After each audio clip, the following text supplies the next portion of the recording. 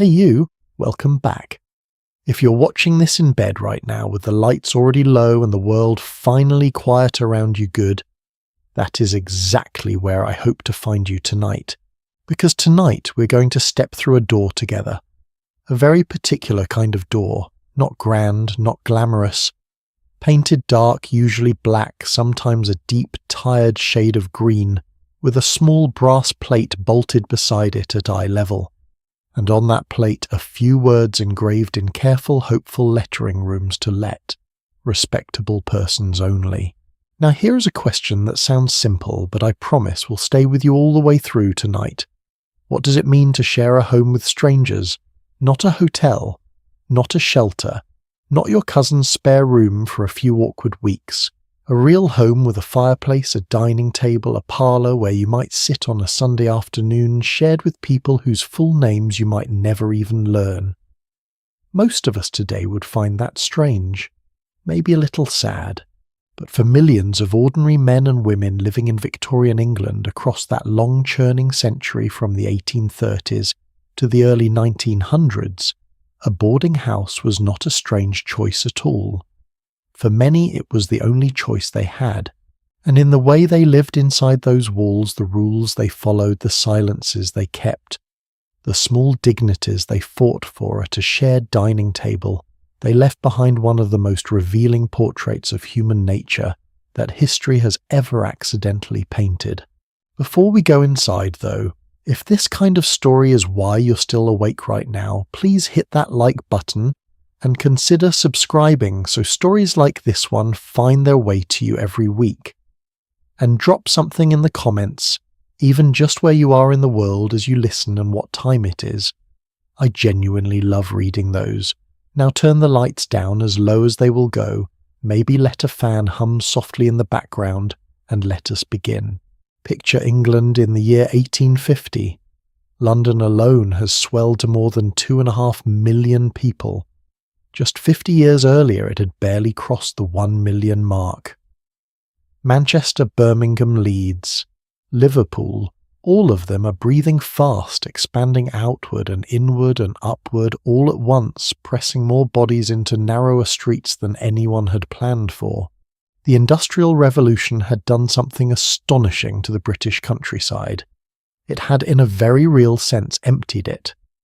Families who had farmed the same land for generations suddenly found there was no land left to farm, not in the old way, not anymore. Machines had arrived. Mills had opened. And word spread from village to village like a slow tide no one could stop. Go to the city. There is work in the city. So they went. By the tens of thousands, then the hundreds of thousands. Young men with calloused hands and a single bag. Young women who had spent their whole lives in the same parish. Entire families pulling up roots that had been planted for centuries, trading the smell of grass for the smell of coal smoke and river mud. And when they arrived, when they finally stepped off the railway carriage and found themselves standing in the middle of a city that was loud and incomprehensible and enormous in every direction, there was one immediate, completely unavoidable question. Where do I sleep tonight? The answer for a staggering number of people was someone else's house. When the census was taken in 1851, the first British census detailed enough to track who was actually living under which roof, with whom it revealed something that surprised even the researchers conducting it. Roughly 11 to 12% of all households in England and Wales in every census year between 1851 and 1911 contained at least one boarder. In cities the number climbed higher. In mining districts where young men flooded in faster than houses could be built, the proportion rose above 18% in some areas. Think about that in terms you can actually feel. Walk down a typical Victorian street past 10 terraced houses, and statistically at least one or two of those houses had someone sleeping in a room who was not part of the family. Someone paying for the privilege of being there. Henry Mayhew, the journalist who spent years in the 1840s and 1850s walking London streets and documenting everything he found, wrote that the boarding house had become as natural a feature of city life as the corner pub or the market stall. It was simply there. It was simply how things worked. But here is what makes the Victorian boarding house so fascinating and so unlike anything we picture today. It was not one thing, it was many things at once, and which thing it happened to be depended almost entirely on how much money you had in your pocket when you walked through that front door. At one end of the spectrum you had the common lodging house, and the word common was not a compliment. These were places where you paid a penny or two for the night, and what you got in return was the right to exist under a roof. A report from Preston in the early 20th century described a room measuring 25 feet by 18 feet, roughly the size of a modest living room today where 60 men slept on the floor. Not 60 cots, 60 human bodies on the floor. And yet, and this is the part that always stops me, people chose these places over the alternative. The alternative was the workhouse. And if you knew anything about what the Victorian workhouse was actually like, you understood immediately why 60 men on a floor was somehow the better option. But at the other end of the scale, something entirely different existed. The respectable boarding house, the middle-class boarding house, the kind with net curtains in the window, a small brass sign by the door, and a landlady who interviewed you before agreeing to give you a room, and who had very strong opinions about the character of the person sleeping under her roof. This is the world H.G. Wells remembered in his autobiography. He lived in Bloomsbury in the 1880s, newly arrived in London, and described the boarding house of that era as something between a community and a cage. You were never truly alone. But real intimacy was more or less impossible. It is, if we are being honest, a tension most of us have felt in our own lives at one time or another. Now why would a society so obsessed with domesticity, with family, with the sacred privacy of the English home, why would that same society sustain for nearly a century a way of living, built entirely on sharing that private space with strangers? The answer is economic, but it is also something else. So, a young clerk arriving in London in, say, 1865 might earn somewhere between £60 and £80 a year. Renting even the most modest self-contained lodgings could easily consume a quarter of that, perhaps more. And then there was food, cold candles, and the constant exhausting cost of looking like a person who belonged in polite society. The boarding house solved all of these problems in a single transaction. But here is the detail that always catches people off guard. In Victorian England, your address was your identity. Without a fixed address, you could not receive a letter, apply for a job, or in many cases even vote. You were practically speaking nobody. A person without a place was a person without a past, and the boarding house gave you a place. It gave you a number on a street, somewhere to put on correspondence, somewhere to tell your mother you had settled. A real answer to the question that really meant, are you someone we need to take seriously? This is why the boarding house was fiercely defended as a necessity, not a luxury. A survival strategy dressed up in a parlor, and the illusion sometimes transparent, always important, of domestic normalcy. The social researcher Charles Booth, who spent the 1880s and 90s mapping London's poverty in meticulous detail, described the boarding house lodger as a person engaged in a very particular kind of performance. Performing belonging in a space that technically did not belong to them. Paying week by week for the right to pretend that the dining room was their dining room, that the coal fire was their coal fire, and the extraordinary thing is that it often worked. People formed genuine friendships in boarding houses, romances, some of which became marriages, some of which became scandals, feuds over borrowed books and poorly washed teacups that outlasted governments, an entire intimate social world built on the wobbly foundation of a weekly cash payment. By the 1860s, Manchester alone had over 470 registered lodging houses. In certain London districts, particularly in the East End, the boarding house was not just a feature of the neighbourhood. In many streets it was the neighbourhood, and each one of those houses had its own heartbeat, its own peculiar logic shaped almost entirely by one person, the woman who ran it, the landlady, keeper of the keys, collector of the rent, silent witness to every argument and every secret that passed through her hallways. If the boarding house was a world, she was the one who made it turn, and I promise you, you have never quite met anyone like her. That is exactly where we are headed next. She's already awake when you open your eyes. That is the first thing you need to understand about her. While the rest of the house still breathes slowly in the grey half-dark of early morning, while the travelling salesman on the second floor snores through the plaster wall, and the young clerk downstairs mutters something unintelligible in his sleep. She's been downstairs for an hour, maybe 2, stoking the kitchen fire, checking the larder, running her finger along the edge of a shelf and deciding silently and without appeal whether the housemaid will need a sharp word this morning or simply a look.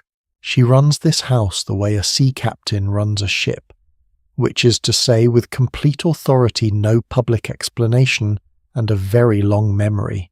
The Victorian landlady is one of the most misunderstood figures in all of 19th century social history. Novels made her a figure of comedy, fussy, officious, easily outraged by tobacco smoke in the curtains. Newspapers made her a figure of suspicion. Reformers made her a figure of pity. And somewhere in the middle of all those competing portraits, the real woman gets lost. So let us find her. The first thing to know is that she was almost always, in some version or another, a woman in difficult circumstances making the best possible use of a very narrow set of options. The historian Leonor Davidoff, who spent decades researching the lives of women in Victorian domestic spaces, estimated that the majority of boarding and lodging housekeepers in 19th century England were either widowed or unmarried. This was not a coincidence. It was a direct consequence of the economic realities facing women in that era.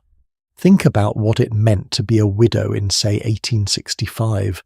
If your husband had been a shopkeeper or a clerk or a small tradesman, whatever modest income he had generated simply stopped.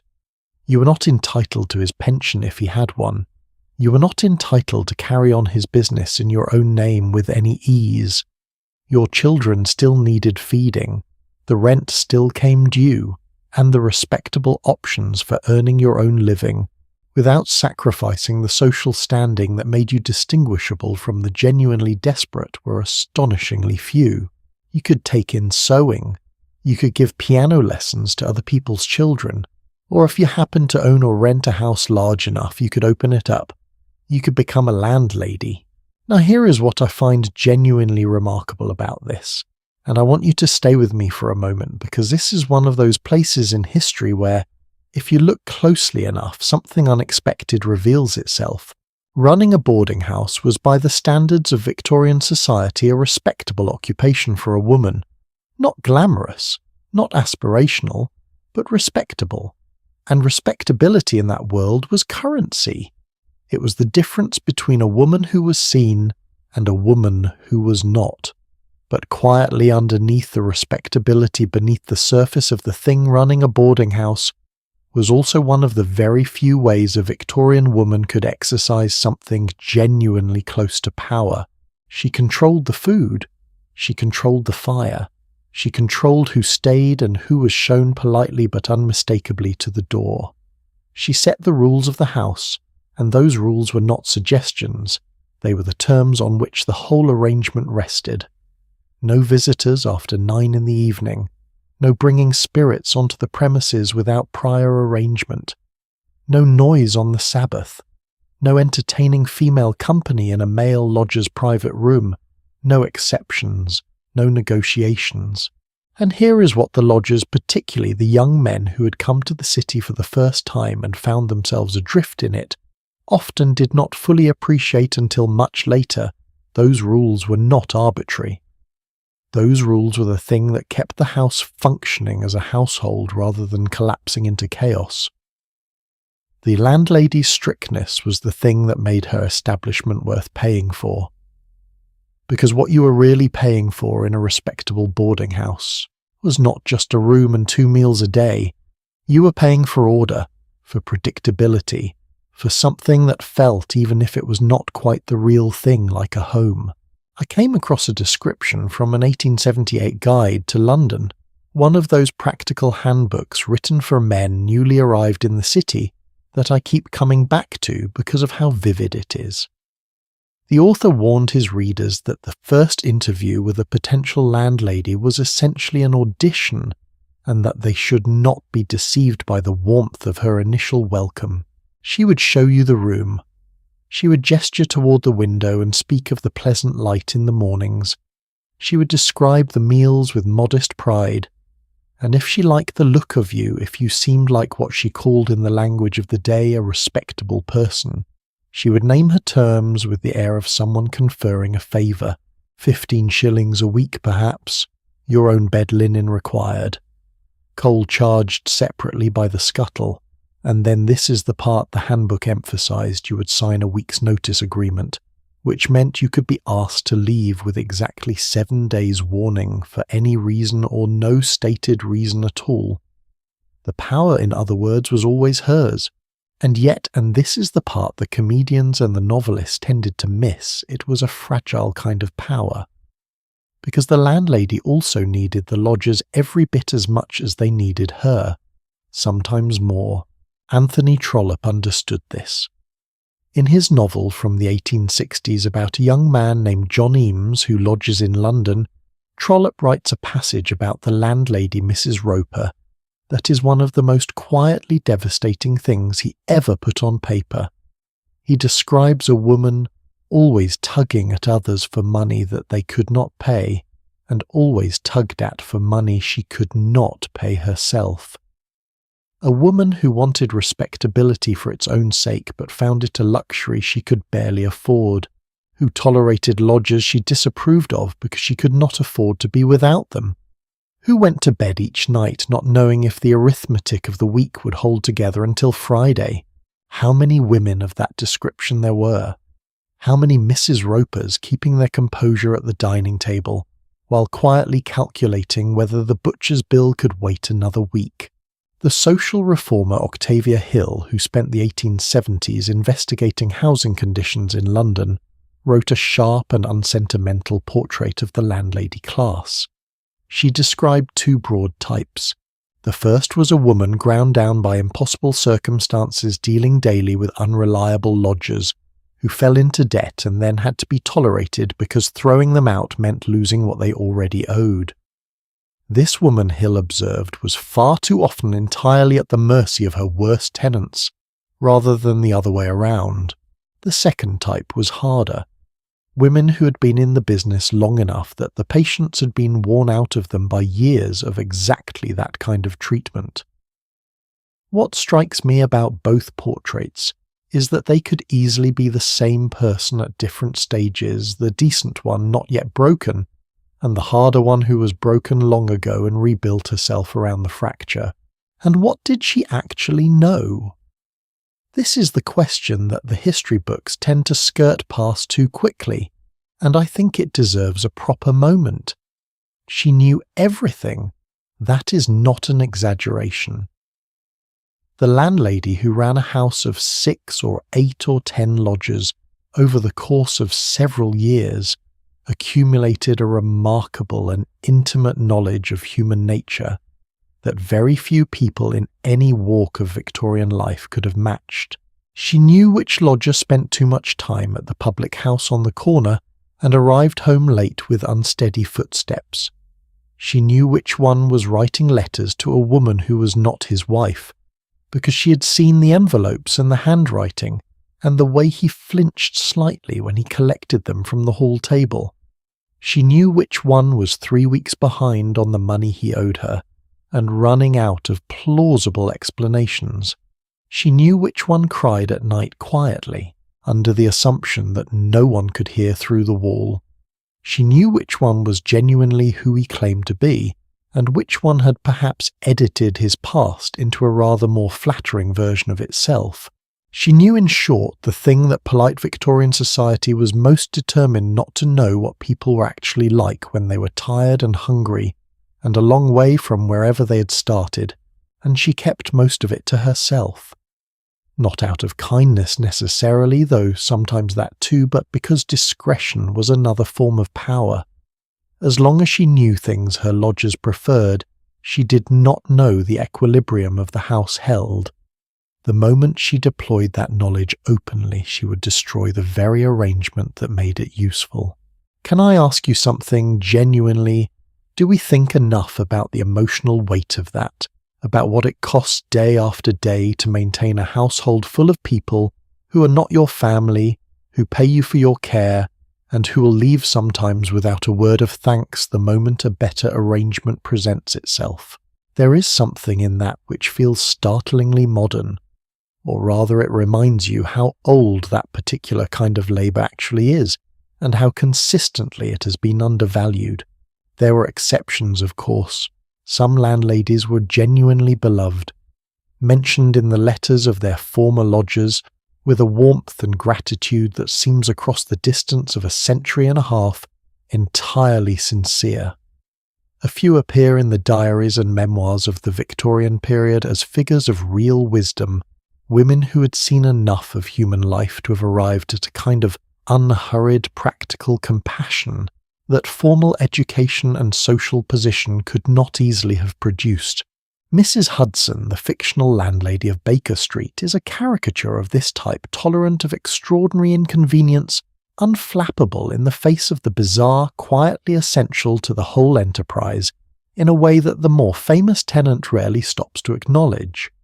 Conan Doyle drew her from life, from the dozens, perhaps hundreds of real women who provided that same combination of service and silent forbearance to their lodgers, and whose names are not remembered because the business of keeping a house is not usually the business that history notices.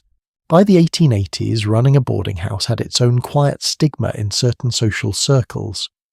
To take in lodgers was a coded phrase. It meant something had gone wrong.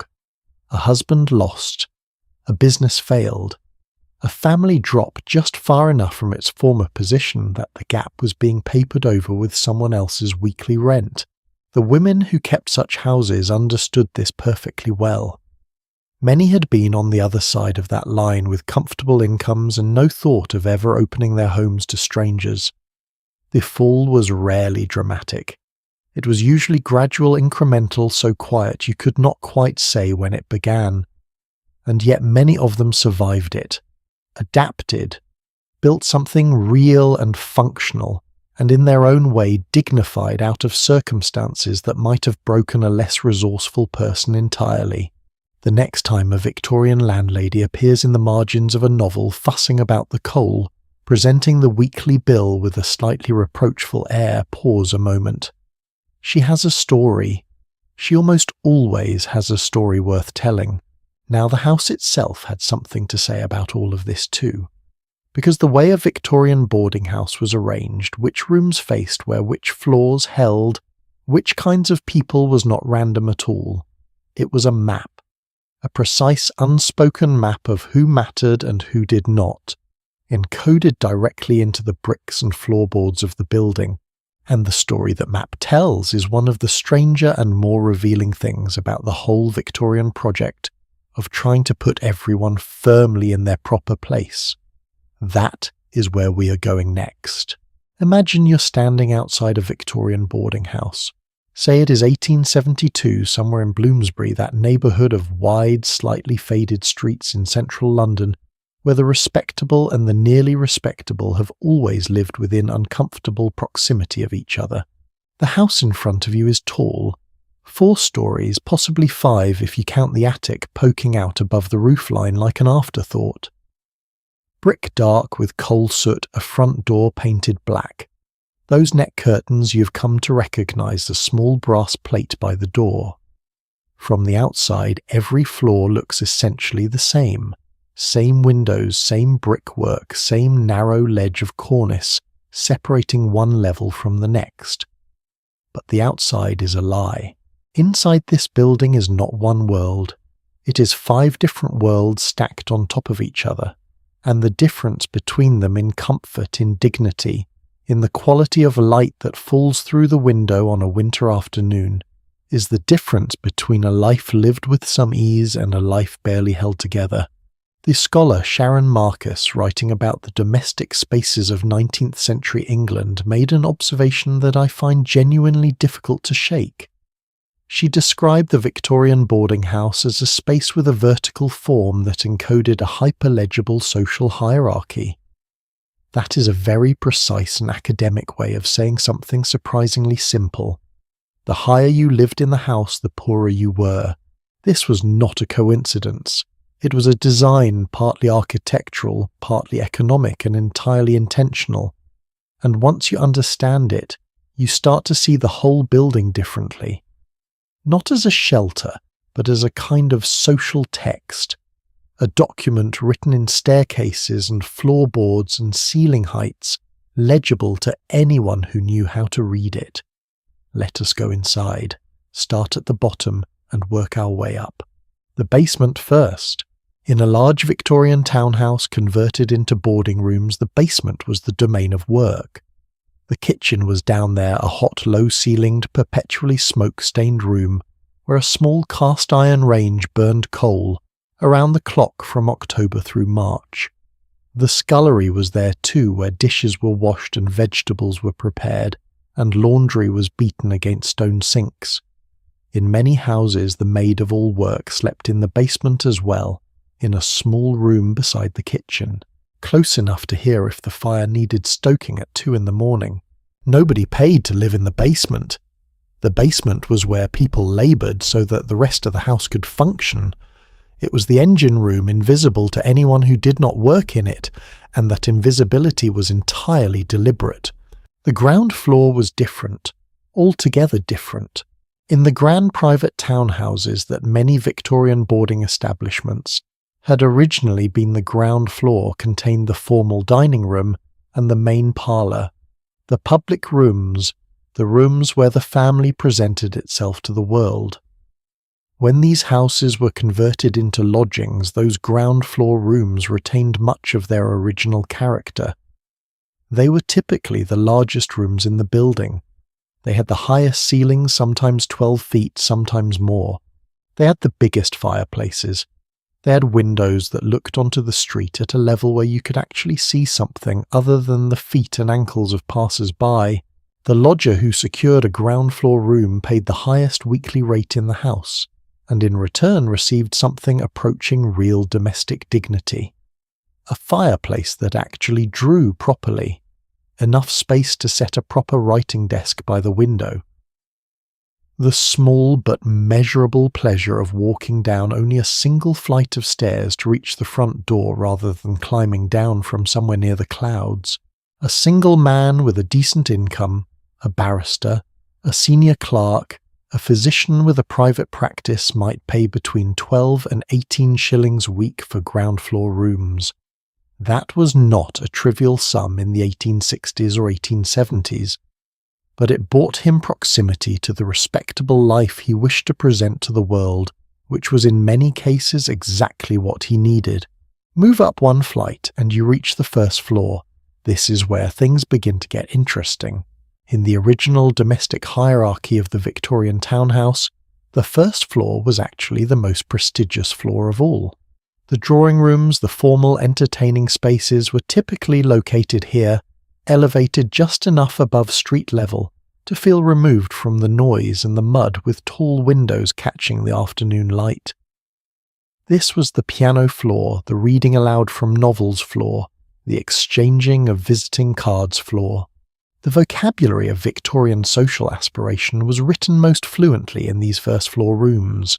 When a house became a boarding house, the first floor bedrooms for it was bedrooms above the drawing rooms on this level, tended to go to the second tier of respectable lodger. Not the barrister with the established practice perhaps, but the younger professional, the journalist, the teacher, the man of modest but real ambitions who could afford 8 or 9 shillings a week and took pride in the fact that whatever else might be uncertain about his situation, he was not sleeping in a garret. The second floor was where the arithmetic began to become uncomfortable. Rooms here were smaller, ceilings were lower, the fireplace, if there was one, was narrower, and the chimney above it had a tendency to draw indifferently on windy days, which meant the room filled with smoke while the fire barely produced heat. You were now high enough up that the street noise below had softened, which was something.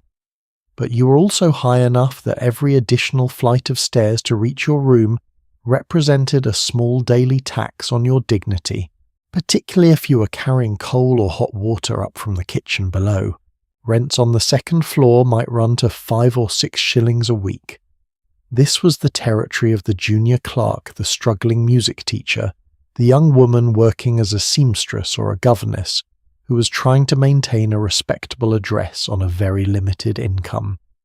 The people in these rooms were engaged in a constant quiet effort to appear rather more comfortable than they actually were, and they were acutely aware of the rooms above them, because the rooms above them were a destination they absolutely did not intend to reach.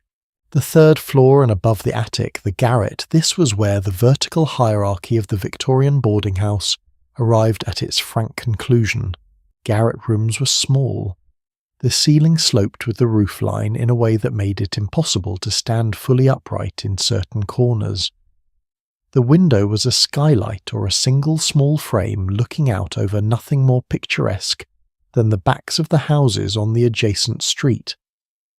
In winter, the cold came directly through the roof. In summer, the heat accumulated under the slates and made the room feel like the inside of a bread oven from about 2 in the afternoon until well after dark.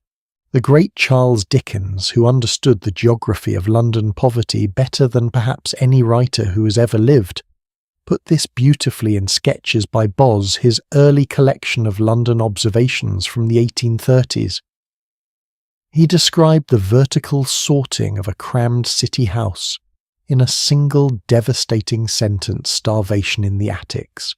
Not hunger, not poverty, starvation. That specific and absolute word placed at the very top of the building, where the light was least and the heat was worst and the distance from the ground was greatest. A garret room might cost 2 shillings a week, or perhaps a little less if you were willing to negotiate. For that you got a roof over your head in the most literal possible sense, nothing more. What I find extraordinary about this vertical arrangement, and I have thought about it quite a lot, I will admit, is how much work it did without anyone having to say anything out loud. The Victorian era was a society that was simultaneously obsessed with class distinction and deeply committed to the idea that such distinctions were natural, inevitable, and somewhat impolite to discuss directly. You did not tell someone they were poor. You allowed the house to tell them. You allocated them a room, and the room's position in the building communicated everything that needed to be communicated without a single uncomfortable conversation. This is, when you think about it, a rather elegant social technology, and also a slightly cruel one. Here is a question worth sitting with for a moment. Have you ever lived somewhere that made you feel in some wordless but persistent way like you were exactly your circumstances, not just housed by them but defined by them? The apartment that was too small, the shared kitchen that was never quite clean, the staircase you climbed every day that reminded you 15 steps at a time exactly where you stood in the world. Because that is what a Victorian boarding house's upper floors did to their occupants. Day after day. The stairs themselves were the message, and yet here is the complication that history keeps insisting on people adapted. They found ways to make meaning inside their narrow, sloping, cold, barely lit rooms. They put things on walls. They arranged their few possessions with care. They wrote letters home that described their circumstances in the most optimistic possible terms. Because the alternative, admitting to a parent or a sister or a childhood friend back in the village that city life had deposited you in a garret, was a different kind of cold altogether. There is one more dimension to this architecture that I think gets overlooked, and it is perhaps the most quietly devastating detail of all. In a boarding house with multiple floors and multiple lodgers, Everyone in the building was essentially in the same building at the same time, living out their respective versions of city life within earshot of each other. The person in the ground floor room writing at their wide desk in the decent light could hear the footsteps of the person in the attic moving about above the ceiling, could hear on a bad chimney day the coughing that came from 3 floors up. They did not mix. Not socially, not meaningfully. The difference in rent was the difference in status, and both parties understood this without discussion, but they were aware of each other in ways that were unusual for Victorian social life, which normally worked very hard to keep the various grades of respectability from having to acknowledge their proximity. The boarding house made that proximity impossible to ignore. The historian Sharon Marcus called it the violation of the domestic ideal, the intrusion of the city's unpredictability into what was supposed to be the orderly and private world of the home. That violation cut in every direction.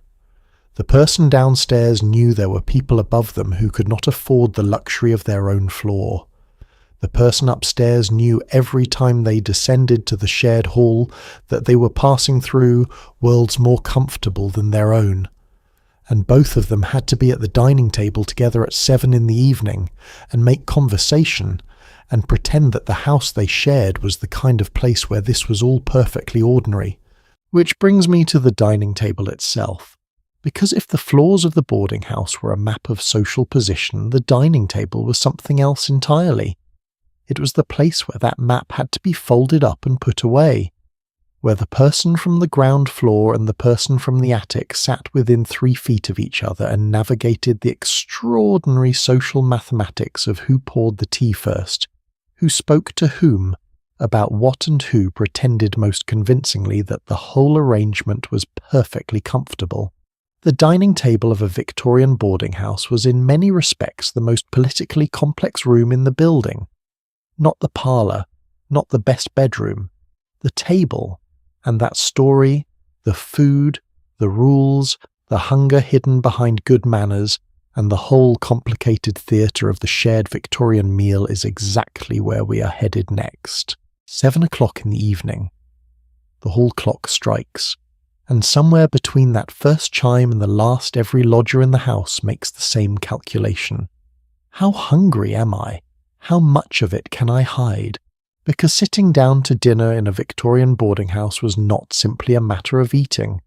It was a performance, a test, a social examination taken 6 days a week with no preparation time, no notes permitted, and a landlady at the head of the table who had seen every possible way a person could fail it. Let me set the scene properly, because the details matter here more than you might expect. The dining room in a respectable boarding house of the 1870s occupied the ground floor, or in some converted townhouses, the back room of the ground floor away from the street.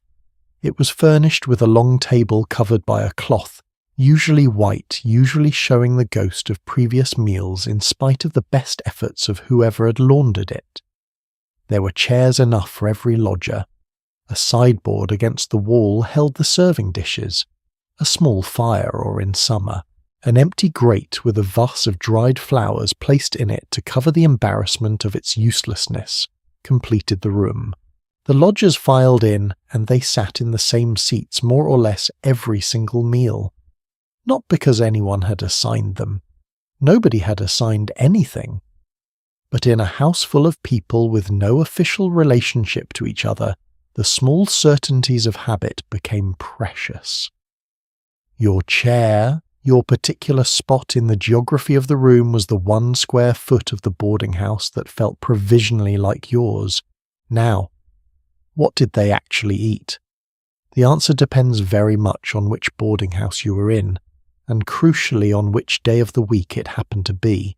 The Victorian boarding house meal was built around a weekly rhythm that any lodger who had spent more than a fortnight in the system could navigate with their eyes closed. Sunday was the centrepiece. Sunday was when the landlady pulled out whatever she had spent the week's food budget on a joint of mutton or a small roast of beef if the week had been financially agreeable, or a saddle of lamb if she was in an unusually generous mood and presented it to the table with the ceremony it deserved. The Sunday roast was not merely food. It was the landlady's weekly argument that this was a respectable establishment, and that the people eating in it were respectable people, and that the ordinary human suffering of renting a room in someone else's house was on balance still compatible with dignity. One Victorian cookbook from the middle of the century listed a typical Sunday dinner menu oxtail soup to start, followed by boiled leg of mutton with caper sauce, mashed turnips, carrots, potatoes, and for those who had earned it through sufficient patience with the first two courses, mince pies and almond pudding to finish. That is a very decent meal, and I want you to hold that image for a moment because here is the part that complicates it considerably. The Monday meal was built from the leftovers of the Sunday joint. The Tuesday meal was built from whatever remained after Monday. By Wednesday, the original roast had been reworked into something that might generously be described as a stew, or less generously described as an experiment in optimism. Thursday brought cold cuts. Friday might bring something involving fish because Victorian respectability still observed a broad, mostly habitual nod toward the old religious tradition of meatless Fridays, even in households that otherwise engage with religion only at Christmas and funerals. By Saturday evening the kitchen was operating on fumes. This was not a secret. Every lodger in the house understood the weekly food cycle with the clarity of someone who had reason to pay close attention to it. And the landlady knew they understood it. And somehow, despite this shared knowledge the convention held, you sat down, you received what was placed in front of you, and you thanked the universe that it was Sunday. Here is something that genuinely fascinates me about the Victorian relationship with food, particularly in shared domestic spaces. The etiquette rules of the era around dining were extraordinarily elaborate. There were rules about how to hold a fork, rules about whether it was acceptable to ask for a second serving of soup, rules about what could and could not be discussed at table, and in what order topics of conversation should be introduced. Rules about the correct posture for eating, the proper moment to unfold a napkin, the precise social signal conveyed by leaving a small amount of food on your plate rather than eating it entirely. A well-known etiquette guide from 1878 warned its readers that loading too much food onto a fork before placing it in the mouth was a gaucherie that could undo all the careful work of one's general presentation. Another guide specified that eating and drinking simultaneously was not merely inelegant, it was in the careful language of the era reprehensible. And yet, the same people who were reading these guides and trying to apply them at the dinner table were also in many cases genuinely uncertain whether there would be enough food. Not in the catastrophic sense of real deprivation, though that was never very far away from the lower rungs of boarding house life, but in the quieter, more humiliating sense of not quite having enough, of watching the serving dish pass along the table toward you and calculating almost involuntarily how much was left and whether taking an adequate portion would leave you looking greedy. The rules of Victorian dining etiquette, when you apply them to the context of a boarding house table, rather than a formal dinner party, reveal themselves to be something rather darker than simple social polish. They were, among other things, a technology of concealment, a way of performing abundance and ease when the reality was something considerably more constrained. Now, have you ever been in a situation where you were hungry but you absolutely could not show it? Where the social stakes of appearing needy felt higher than the actual physical discomfort of going without? Because if you have, you already understand something essential about the Victorian boarding house table that no etiquette manual ever quite articulates directly. The person sitting at that table in their best coat making polite conversation about the weather and asking no second helpings because the guide said it was not done might have come straight from a day in which they had not eaten since the previous evening. They had 9 shillings left in a pocket, and the next Friday's rent was coming in 11 days. They'd written a letter home last week that described their position in London as improving steadily. They were not technically lying. They were performing a version of the truth in which the uncomfortable parts had been neatly edited out. And at the same table, 3 seats down, someone else entirely was also performing their own edited version of the truth. This is what the shared table of a Victorian boarding house really was. A room full of edited people performing their best possible selves at a meal that was itself a performance of domestic normality in a house that existed precisely because ordinary domestic normality was something none of them, for one reason or another, currently had access to. The Sunday roast deserves a moment of its own, though, because it was genuinely important to people, not as metaphor or social performance, as comfort. In a life of considerable uncertainty, rented rooms, temporary employment cities that could be cold and indifferent in ways that a village simply could not. The reliable appearance of a hot joint on a Sunday gave the week a structure, a shape, something to look forward to that arrived with the regularity of a clock and cost you nothing extra beyond your weekly rate. George Gissing, the novelist, who wrote more acutely about the experience of urban poverty and near poverty than almost anyone in Victorian England, understood this. His characters eat badly and think about food with the obsessive precision of people who have learned not to take it for granted. In his novel about a writer struggling to survive in London, published in 1891, he describes mealtimes with a specificity that makes you feel the weight of a plate that is not quite full enough. The Sunday joint in his world was not a luxury. It was the hinge on which a whole week's endurance turned. And what about breakfast? In a respectable boarding house, breakfast was included in the weekly rate.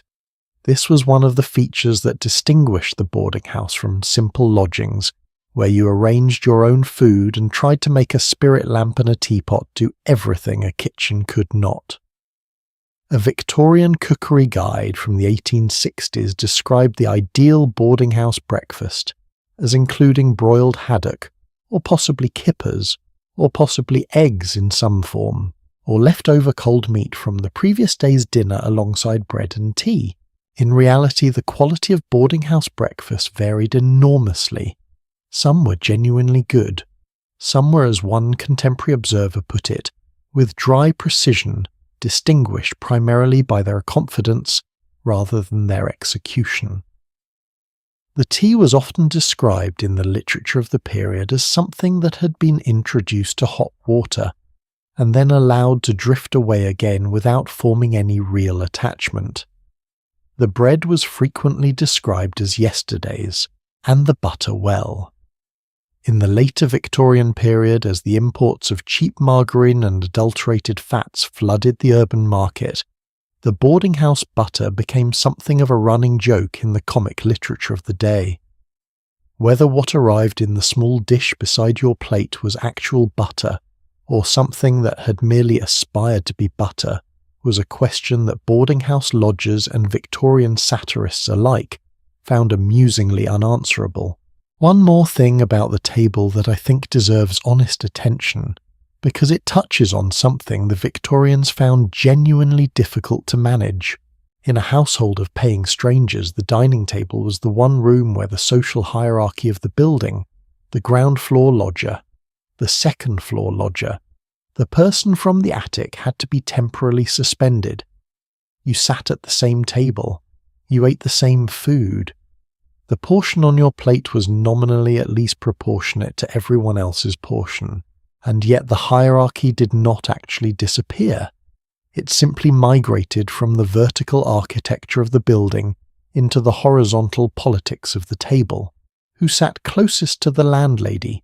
Who was served first?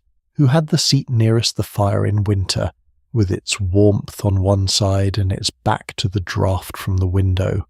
Who held the conversation? Who was asked questions, and who was the one doing the asking? These were the things that mattered. The small daily allocation of social status that happened not through the explicit declaration of anyone's rank, but through the 100 tiny decisions that make up a shared meal among people who have not chosen each other and cannot entirely afford to offend each other. There is a word the Victorians used for this particular kind of social navigation. They called it tact, and they considered it one of the highest virtues a person in mixed company could demonstrate. What they meant by tact, I suspect, was the ability to make everyone at the table feel slightly more comfortable in their circumstances than their circumstances actually warranted. It was, when you think about it, an enormous thing to ask of a shared meal. The clock ticks forward from 7 to 8. The plates are cleared.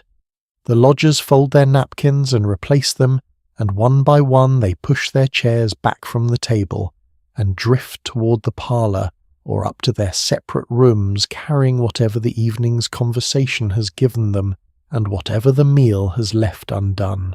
And the parlor is waiting. The coal fire is burning or trying to. The shared chairs and the shared newspaper and the shared air of people who live in close proximity without quite knowing each other. The parlor is where the real social test of the boarding house begins.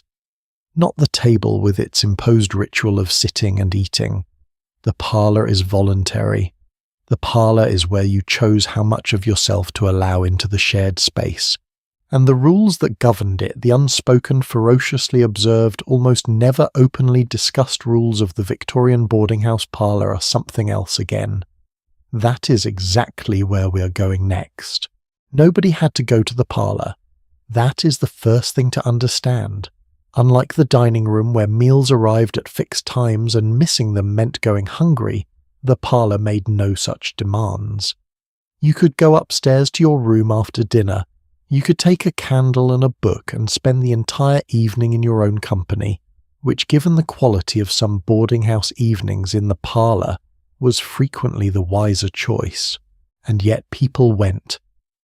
Night after night they came down the stairs, opened the parlor door and sat in a room with people they had not chosen, making conversation they'd not planned, performing a kind of voluntary sociability that served purposes considerably more complex than mere companionship. The question of why is one of the more interesting questions in the whole story of Victorian boarding house life, and the answer, I think, tells us something that goes well beyond the 1800s. The Victorian parlour in a private family home was a carefully constructed room. Its purpose was to present the household to the world, to show visitors what kind of people lived here, what kind of taste and income and moral character they possessed. Every object in the Victorian parlour was making an argument on behalf of its owners. The piano said we are cultured. The framed prints on the wall said we are educated. The quality of the upholstery said we're not struggling, thank you, whatever you may have heard. The historian Thad Logan, writing about the Victorian parlour at the turn of the 20th century, described it as a space that faced simultaneously inward to the family and outward to society. It was the room where the domestic and the public negotiated their boundary, and that negotiation was never entirely comfortable, because the domestic and the public had rather different ideas about what ought to be permitted in a given room.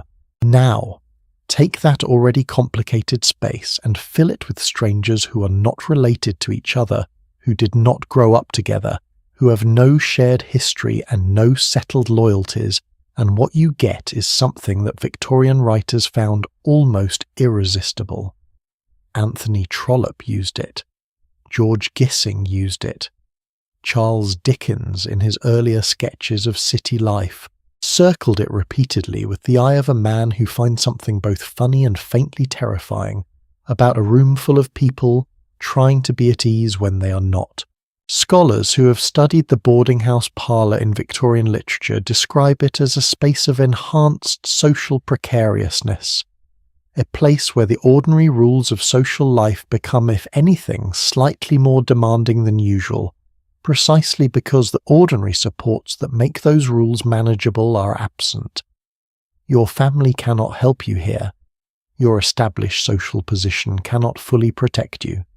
You have only yourself, your manners, and your ability to read a room correctly in real time. So what actually happened in the parlour on an ordinary evening? The fire was the first thing if there was one. Coal fires were expensive, and the allocation of coal in a boarding house parlour was a minor but perpetually contested political question. Who was responsible for adding coal? How much was too much to use on any given night? Was it acceptable to sit closer to the fire than your seniority in the house strictly warranted? There was no official rule book for any of this. There did not need to be, because everyone understood instinctively that these small questions carried weight. The person who monopolized the best chair by the hearth, without earning it through longevity or force of personality, was a person making a social calculation that would be noted, evaluated, remembered probably longer than any more obvious transgression. The newspaper was the second great battleground of the boarding house parlour, and the one most likely to produce the kind of friction that polite Victorian prose never quite describes directly, but always manages to convey somehow. Most boarding houses subscribe to a single daily paper, a significant expense that the landlady justified as part of the establishment's general respectability. The paper arrived in the morning. By evening it had passed through several pairs of hands and been refolded in the particular way that each reader folded it, so that by the time it reached the parlour for the communal evening hour, it looked like a newspaper that had been through some kind of small domestic catastrophe. Who read it first in the evening? Who left it folded at a particular page as a signal that they had not finished with it? Who reached across the armrest and took it from another person's hands without asking? These are absurd questions in the abstract. They were not absurd in the boarding house parlour of the 1870s. They were the language in which the evening social hierarchy was spoken. And then there was the piano. Every respectable boarding house parlour of any ambition had one. Sometimes it was a good instrument, well maintained its keys, responding with precision and warmth. More often it was something that had been good once in some previous decade of some previous household's life, and now occupied the corner of the room like a respected but somewhat deteriorated elder, capable of producing music in the general vicinity of the notes intended. The ability to play the piano was in mid-Victorian England one of the primary markers of middle-class respectability, particularly for women. The drawing-room ballad, a genre of sentimental song designed to be played on the domestic piano after dinner, was one of the most commercially successful musical forms of the entire Victorian era. Composers like Arthur Sullivan produced parlour songs that sold hundreds of thousands of copies throughout the 1870s and 1880s, written specifically for exactly this kind of evening in exactly this kind of room. In the boarding house, the piano filled a need that went beyond music. It gave the room something to do. It demonstrated accomplishment in a setting where other signals were difficult to send, and at its best it was a genuine act of generosity, a way of offering the whole room something to share. But it was also a test. If you played well, people appreciated it. If you played badly, they had to pretend not to notice, which was its own particular form of social labour. If you played too long, or too loudly, or the same piece too many times, you had crossed an invisible but real line, and the correction, when it came, would not come in the form of direct criticism. It would come in the form of a pointed yawn, or a sudden suggestion that the hour was getting late, or a look exchanged between two other lodgers that carried all the weight of a sentence without requiring the inconvenience of actually speaking one. I want to tell you about something that I find genuinely profound in the social dynamics of the boarding house parlour, something that I think is easy to miss if you come to this history looking only for the comedy or the pathos, both of which are abundant. The parlour was one of the few spaces in Victorian England where people of genuinely different social positions were regularly placed in voluntary, sustained informal contact with each other. Not passing contact, the brief exchange on a train, the transaction in a shop, but the kind of contact that comes from sharing a room for 2 or 3 hours on a Tuesday evening, with no particular agenda and no immediate exit available, because leaving too abruptly would be its own form of comment. Victorian society worked very hard to prevent this kind of mixing. The street, the church, the formal dinner party, all of these spaces had elaborate protocols designed to keep social categories coherent. The boarding house parlour was not designed to disrupt those protocols. It did it anyway, simply because proximity is difficult to entirely manage, and because 2 hours of shared silence in the same room has a way of producing conversation even among people who would not have chosen to converse. Scholars who have written about Dickens's use of boarding house settings point to exactly this quality, the way the boarding house parlour generates unexpected encounters that the more regulated spaces of Victorian life actively prevented. In his novel, Our Mutual Friend, published in 1865, Dickens describes the lodger occupying a strange interstitial space in the household that gives him a curious freedom. The parlour is where that freedom is both exercised and constrained. Think for a moment, because I genuinely want you to think about this, not just follow the story about what it would feel like to be that person. The boarder in the parlour on a Tuesday evening in November 1873. You have come downstairs from your room where it is cold, and the single candle you're permitted gives barely enough light to read by. The parlour is warmer. The company, whatever its limitations, is better than the ceiling above your narrow bed. You sit in one of the chairs that has tacitly become yours. Someone else is reading the newspaper. Across the room a young woman is playing a melody. You half recognise something by Sullivan, probably one of those ballads that seems designed to make you feel nostalgic for a life you've not quite managed to have yet. The fire makes a small sound as a piece of coal settles. Nobody speaks for several minutes, and in that silence something slightly remarkable happens. The room becomes not comfortable exactly, but inhabitable. The people in it are strangers to each other in every meaningful sense, and yet they are there together on a Tuesday evening in November. That shared presence, that shared warmth, that shared quiet, it is not friendship. It is not family.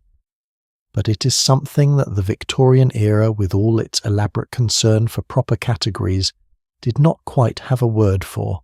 We might call it community, very provisional, very particular, very much sustained by the most slender of shared investments, but community nonetheless. The parlour was also, it should be said, the site of some genuinely spectacular personality clashes. Because when you put 7 or 8 people of different backgrounds, different temperaments, different ideas about acceptable noise levels and acceptable conversation topics into the same room every evening for months, the mathematics of friction eventually produce results. The complaints that appear in Victorian memoirs and letters about boarding house companions read like a taxonomy of human irritation. There was the person who talked too much, and the person who never talked at all. The person who read aloud uninvited from whatever they were reading. The person who always had an opinion about the fire too high, too low, too smoky, not smoky enough. The person who used the piano as a means of emotional self-expression at inappropriate hours. The person whose personal habits in a shared space suggested that they had grown up somewhere with rather different standards of what constituted consideration for others. George Gissing, who lived in London boarding houses throughout much of the 1880s, while writing novels that most of the reading public had not yet discovered they wanted, was precise and merciless about this social texture. In his diaries published after his death, and full of the kind of candid detail that his novels had to varnish over, he described the boarding house parlour as a place where one spent evenings enduring fellow lodgers in a state of polite concealed misery. He was not a man who found small talk easy. Few writers are, and yet Gissing kept going downstairs, which suggests that even a man who found the parlour genuinely difficult found the alternative, the empty room, the ceiling, the silence that was not peaceful but merely lonely, rather worse. By the 1880s, a slow shift was beginning. Some boarding houses were starting to allow lodgers who did not want to participate in communal parlour life to pay a slightly different rate, essentially the rate for lodgings rather than full boarding, and take their social life elsewhere. The clubs, the public houses, the workingmen's institutes, the reading rooms that had proliferated across Victorian cities were all offering alternatives to the shared domestic parlour. You could be among people without being obligated to the particular performance of domesticity that the boarding house parlour demanded. It was the beginning of a long, very gradual loosening. The boarding house itself would persist for decades more well into the 20th century in many British cities, but the model of the shared evening parlour with its fire and its newspaper and its piano and its delicate management of proximity was already starting to feel like something from an earlier world, a world that was in its own complicated way rather more skilled at the art of enduring each other than anything that came after. And while all of this was happening in the parlour, while the lodgers were negotiating their evenings with varying degrees of grace, there was another layer of life in the boarding house that existed almost entirely outside the official social story of the place. The people who filled these houses did not arrive as types. They arrived as individuals, each one carrying a past that the boarding house did not ask about, a set of circumstances that had brought them here from somewhere else, and a set of secrets that the thin walls of the building would come to know far better than any official record ever would. Who they really were beneath the careful performance of the parlour behind the closed door of their rooms is where the real story lives, and that is exactly where we are going next. Close the parlour door for a moment. We've spent time in the common rooms, the dining table, the shared hearth, the delicate social theatre of the evening hour. But there is something important we have been skirting around, and it is time to address it directly. The people, not the boarding house as a system, not as an architectural arrangement, not as a social phenomenon with census statistics and reform movements attached to it. The actual human beings who lived in these rooms paid their weekly rent and tried with varying degrees of success to construct a livable life inside the peculiar constraints of shared domestic space. Because here is something I find genuinely moving about the Victorian boarding house, when you look at it long enough to see past the comedy and the poverty statistics. Underneath all the etiquette and the social performance, underneath the landlady's rules and the dining table's silent hierarchies, there were people. Ordinary, complicated, frequently lonely people. Each one arriving through that black front door carrying a story the house itself would never be told. Let us start with the most numerically significant lodger of the Victorian era, the one who appears again and again in census records in fiction, in the letters of worried parents back in the countryside. The young male clerk newly arrived from somewhere provincial, somewhere with fields and familiar faces, somewhere that was not London. The 1851 census recorded something in the region of 90,000 clerks working in London alone. By the 1880s, the number had grown substantially. These were the men who kept the paperwork of industrial capitalism, moving writing letters, maintaining accounts, copying documents in the careful copperplate handwriting that was for many years the only skill standing between a young man from a modest background and a life of manual labour. The clerk arrived in the city typically between the ages of 18 and 22. He arrived with a letter of introduction sometimes and a modest sum of money from his family, always less than it had seemed when they counted it out at the kitchen table back home. He found the city immediately violently disorienting. Not just in its scale, though the scale was by all accounts staggering to anyone coming from a village or a market town, but in its profound indifference. London did not care who you were. London did not know your name. London was not hostile exactly. It was simply enormous, and enormity, when you're 20 years old and carrying everything you own in a single bag, produces a specific kind of anxiety that no one back home has prepared you for. Anthony Trollope, who spent his own miserable early years as a junior clerk in the General Post Office during the 1830s, understood this character from the inside. In The Small House at Allington, published in the early 1860s, his young clerk, Johnny Eames, lodges in Bloomsbury with a Mrs. Roper, and Trollope is careful and precise about what that experience actually feels like. The chronic mild humiliation of dependence, the small daily indignities of rented life. The way a city can make an intelligent young man feel simultaneously ambitious and defeated in the same afternoon. Johnny Eames is not a tragic figure, but he is real in a way that the tidier heroes of Victorian fiction frequently are not. Gissing was harsher about the clerk and perhaps more honest.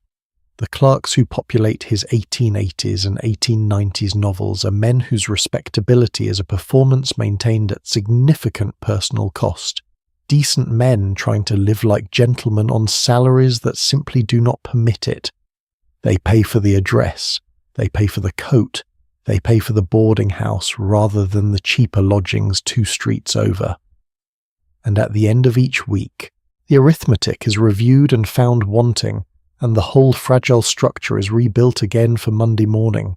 Alongside the clerk, and often sharing the same building, though rarely quite the same social world within it, was a character the boarding house census records turn up with remarkable consistency.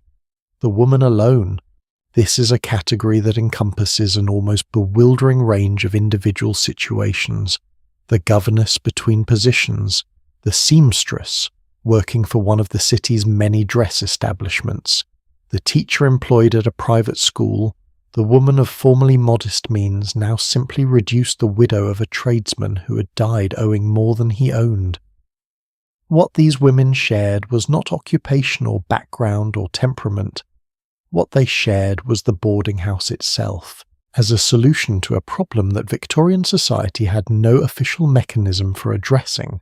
The 1851 census that documented those 25,000 women earning their living as governesses, a figure incidentally that represented only the women who identified themselves as such on the census form, also documented something more uncomfortable. A large and growing number of women in Victorian England had to work to live in a society that had built most of its institutions on the assumption that women would be supported by men. When that support failed through death, through financial ruin, through the simple fact of never having had it in the first place, the boarding house was frequently one of the only dignified options available. Dignified. That word matters. There were cheaper options. There were always cheaper options. But the cheap options came with costs measured not in money, but in reputation. And reputation for a woman in Victorian England was not a luxury. It was the thing that determined whether she could find employment at all, whether she was treated with basic consideration, whether the world she moved through treated her as someone it was obligated to take seriously. Losing it was not a minor inconvenience. It was closer to a social death. The boarding house, with its respectability intact at the front door, and its small brass sign and its landlady who interviewed residents and kept the house decent, this was a woman's way of maintaining the appearance that was also in the most practical sense her survival. I want to stop here for a moment and ask you something. Have you ever had to work significantly harder than the people around you to be taken equally seriously, to maintain a standard that was expected of you, but not of everyone else in the room? Because what the women of the Victorian boarding house were navigating was exactly this, a set of standards applied asymmetrically, with consequences for failure that were considerably more severe for them than for the young clerk in the next room, who had rather more room to make mistakes. The governess is perhaps the most written about of these figures, partly because novelists found her dramatically useful. She occupied the strange in-between zone of neither quite servant nor quite family in the household she worked in, which made her a reliable source of social friction and emotional tension. Charlotte Bronte, who had herself worked as a governess in the early 1840s and found the experience, in her own words, wretched, put something very specific and very true about that isolation into Jane Eyre.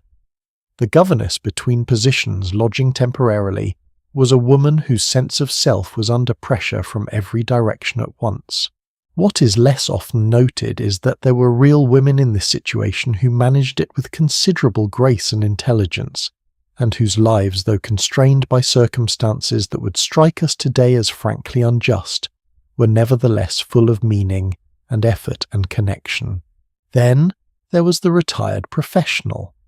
This is a character the Victorian novel tended to use for comedy, the elderly former teacher, the retired military man of modest means, the once respectable tradesman whose savings had proved insufficient for the old age he had planned, but who in reality was a figure deserving rather more consideration. In a society without anything resembling a universal pension, the first British state pension did not arrive until 1908, and even then it was a very limited affair. The boarding house served as a form of accommodation for people who had worked their entire lives, and found at the end of it that the resources available to them were not quite equal to the dignity they had spent those lives maintaining. A retired schoolmaster with a small annuity, say £30 or £40 a year, could not rent his own accommodation in a city and also eat. But in a boarding house the weekly rate covered room and meals and fuel, which made the mathematics considerably more manageable. He was not destitute, he was not in the workhouse, he was in a room on the first or second floor of a respectable establishment, and if he chose to believe, or to let others believe, that the arrangement was temporary, that was a fiction the boarding house was set up to accommodate. There is something in this that I find both sad and quietly admirable. The determination to remain decent, to maintain the small rituals of respectability, to keep getting dressed in the morning, and coming down to the table at the correct hour, even when the larger project of a life had resolved itself differently than intended. It is not dramatic, it does not lend itself to grand speeches, but it is, I think, one of the more honest forms of human courage. And the medical student. The Victorian medical student deserves his own paragraph, partly because he appears so consistently in contemporary accounts of boarding house life that he has essentially become a stock character of the period, and partly because the reality behind the stock character is genuinely interesting. Medical training in Victorian England was expensive, long and concentrated in particular cities, London above all, with its great teaching hospitals, but also Edinburgh, which was for several decades the most prestigious medical school in the English-speaking world. A young man studying medicine or law or theology, or any of the other professions whose training required extended residence in a city not his own, was a guaranteed boarding house customer for the duration of his studies, which might be 3 years or 4, or in some cases considerably more if he had a complicated relationship with examinations. The boarding house gave the student what the university could not: somewhere to live that felt marginally like a home, somewhere with meals included and a hearth, and crucially a degree of supervision that parents back in Yorkshire or Shropshire found reassuring, even if the supervision was considerably less comprehensive in practice than in theory. Jerome Kay. Jerome the writer, best known for 3 Men in a Boat, but who also left behind some of the most vivid first-hand accounts of London boarding house life in the late 1870s, described the medical students in the houses he lived in as a distinct and baffling subculture governed by rules of sociability that were entirely their own and frequently incomprehensible to the other lodgers. They were loud, occasionally brilliant, intermittently present, and in possession of a confidence in their own opinions that Jerome found entertaining at a distance and fairly exhausting at close range. He was probably right. The medical student of the 1870s had been told implicitly and sometimes explicitly that he was training for a profession of genuine social importance. This produced in certain individuals a manner that sat uncomfortably alongside the humble circumstances of the boarding house table. What I keep coming back to when I think about all of these different people, the clerk, the governess, the retired schoolmaster, the medical student, the woman trying to hold her respectability together on 30 shillings a week, is what they had in common. Not their backgrounds, which were different. Not their prospects, which varied enormously. Not their personalities, which were as varied as any random gathering of human beings. What they had in common was the experience of transition. Almost every boarding house lodger was in some sense between things. Between the life they had come from and the life they were trying to build. Between the home they had left and the home they might eventually be able to afford. Between who they had been in the place where everyone knew them and who they were trying to become in a city that did not know them at all. The boarding house was where that transition was housed. Literally. It was the physical space in which the Victorian individual negotiated the gap between a past and a future that were not yet fully reconciled, and that, I think, is why these places accumulated so much drama. So many small stories, so many friendships formed in the parlour that outlasted the boarding houses themselves, so many letters written at the desk by the window to people far away trying to describe a life that kept resisting description. Jerome in his memoir published in 1889, described the boarding house of his youth as a place where he had been happier than he knew at the time. That is a sentence worth pausing on. Happier than he knew at the time. There is a kind of life that can only be appreciated in retrospect, a life that feels while you're living it like a temporary inconvenience between the real thing and the next thing, but which turns out in memory to have been rather full of something that matters.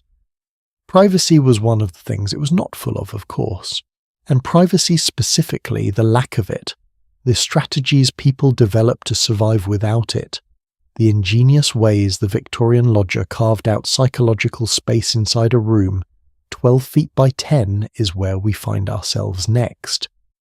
Because the private life of the boarding house room and what people did to make it theirs is one of the most quietly fascinating chapters of the whole story. At some point after dinner after the parlour, the lodger climbs the stairs, 1 flight, 2 flights, perhaps 3.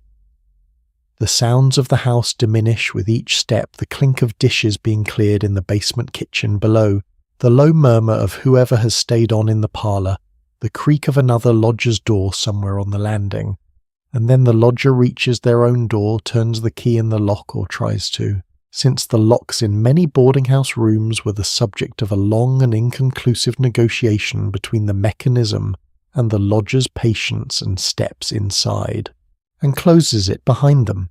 This is the moment I want to sit with for a little while. The Victorians had a concept of privacy that was both profound and deeply unequal. The private home, the family house with its closed curtains and its separate rooms for separate purposes, was practically a sacred object in the Victorian imagination. The domestic space was supposed to be a refuge from the noise and competition of the public world, a place apart, inviolable. But that ideal was available in its full expression only to people with money. The further down the income scale you moved, the more the walls thinned out.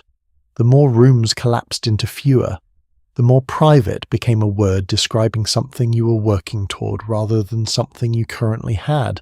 In the boarding house, this compression was made structural. The lodger's room, typically somewhere between 9 feet by 11 feet at the smaller end, and perhaps 12 feet by 14 feet at the more comfortable end, was the totality of their private world. It contained their bed, a small dresser or washstand, a writing table, if they were fortunate, a chair or two, a fireplace of variable reliability, and whatever they had brought with them from wherever they came from. That was it. That was the whole of the space that belonged provisionally to them. Now here is the thing about the Victorian boarding house room that I find genuinely remarkable. Given that constraint, given the smallness of the space, the impermanence of the tenancy, The fact that the wallpaper and the furniture and the quality of the light were all decided by someone else entirely, given all of that. The lodgers of the Victorian era made their rooms into something. They did not simply inhabit them. They personalised them as much as the rules of the house and the limits of their income allowed. And in the choices they made about how to do that, they left behind a kind of portrait of who they were and what they needed that the official records of their lives rarely come close to capturing. One woman writing about her lodgings in the 1850s and 60s described the carpet in her room as a threadbare monstrosity with great sprawling green leaves and red blotches. She did not have the power to change it, but she described it so precisely, so memorably, that we can see it clearly more than 150 years later. She saw the room, she registered its details, she had an opinion about them. The monstrosity was hers even if she hated it. This strikes me as quietly important. To have a strong opinion about an ugly carpet you cannot change is in its own small way an assertion of selfhood, a claim that you are a person with standards even when your circumstances do not currently honour those standards. The Victorian obsession with wallpaper is relevant here, and in a very particular way that is easy to miss if you come to it only from the decorating taste angle. The middle-class Victorian home expressed its owner's personality, wealth and social position through wallpaper in ways that we have largely abandoned as a culture. Different rooms had different papers. The parlour was the most elaborate. The bedrooms were more personal. And the study or the private sitting room, if you were prosperous enough to have one, was where you put the pattern that said most directly who you were. In the boarding house room, the wallpaper was not yours.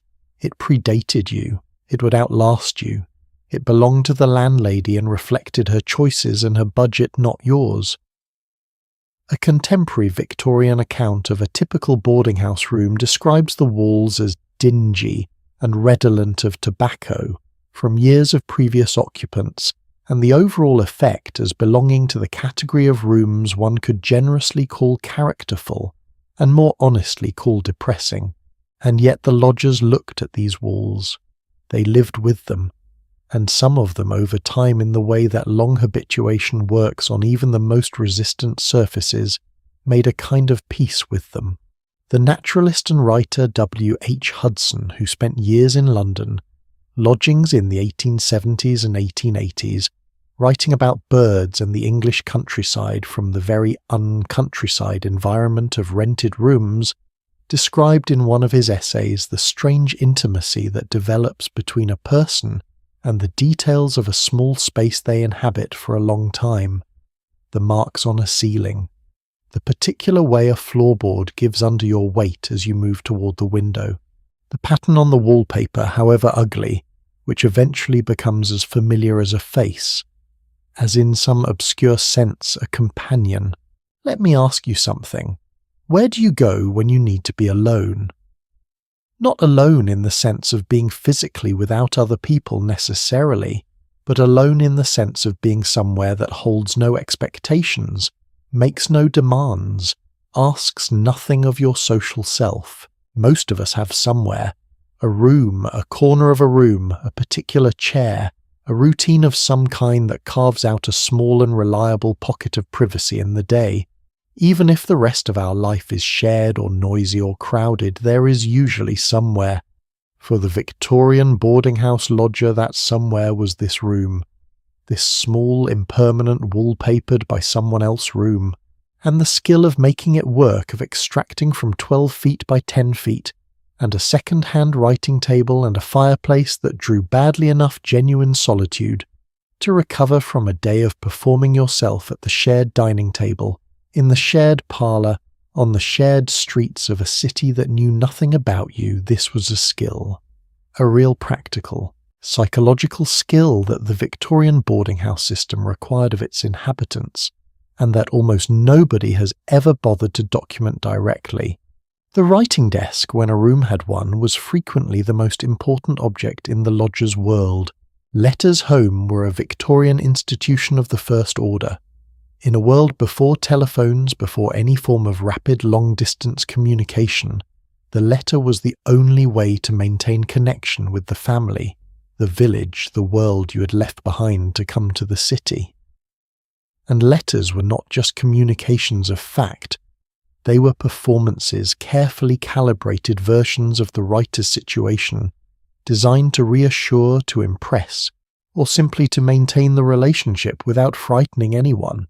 The young clerk writing to his mother from his boarding house room in Bloomsbury or Islington on a Thursday evening was doing several things at once. He was reporting on his week. He was constructing a version of himself that would be legible and reassuring to someone who had a particular idea of who he was. He was being simultaneously honest and careful. He was in the act of writing becoming slightly more himself than he could manage in the shared spaces of the house below. The historian Leonore Davidoff, in her work on the Victorian domestic sphere, noted that private correspondence represented one of the primary ways in which Victorians maintained the interior life that shared domestic spaces made difficult to sustain in any other way. The letter was the room within the room, the truly private space that no landlady's rules or fellow lodgers' proximity could breach. Then there were the objects people brought with them. Not much. The boarding house did not invite accumulation. There was nowhere to put things, and besides, everything you owned represented something you would eventually have to move. But within those limits, the lodger's few possessions did enormous work. A photograph. The Victorian era was the first era in which ordinary people could own photographs of the people they loved, and the small framed likeness placed on the dresser or propped against the looking-glass was one of the most consistent features of boarding house rooms across the class spectrum. You might not be able to afford an oil portrait. You could afford a photograph, and that face, a mother's, a sister's, a friend's, the face of someone who knew you fully, rather than as a paying occupant of a rented room, was a form of company that cost nothing beyond the initial expense and took up no space at all. A book. The boarder who arrived with a small collection of books was a person who had decided that certain things were too important to leave behind. The book you carried into the boarding house was not random. It was chosen even if the choice was not always conscious. And whatever it was, a novel, a Bible, a technical manual, a volume of poetry, it represented a thread running back to whoever you had been before the city got hold of you. Small rituals, the way you made tea if you had a spirit lamp in your room, the order in which you did things in the morning before coming downstairs, the habit of looking out the window for a certain number of minutes before settling to work. These routines were not just practical, they were the scaffolding of a private self in conditions that conspired constantly against its maintenance. One thing the histories tend to gloss past, but which I think deserves a direct and honest mention, is the sheer physical discomfort that was simply part of the experience for a significant proportion of Victorian boarding house lodgers. Cold. The rooms were cold. Not pleasantly cool cold in the way that the 19th century was cold before central heating, which is to say a kind of pervasive determined cold that settled into buildings and stayed there from October until April, and that no amount of determination entirely overcame. A small grate burning a carefully rationed quantity of coal could heat a small room to a point of basic tolerability. But at the edges of the room, the corner by the window, the space near the door, the cold remained a presence. Damp. Victorian cities were damp cities, and the older converted townhouses that made up many boarding establishments had walls that held moisture in ways that no amount of fire could entirely address. The smell was particular, not unpleasant exactly, but specific, the smell of old brick and coal smoke, and the particular variety of cold that comes with damp. Noise. The walls were thin.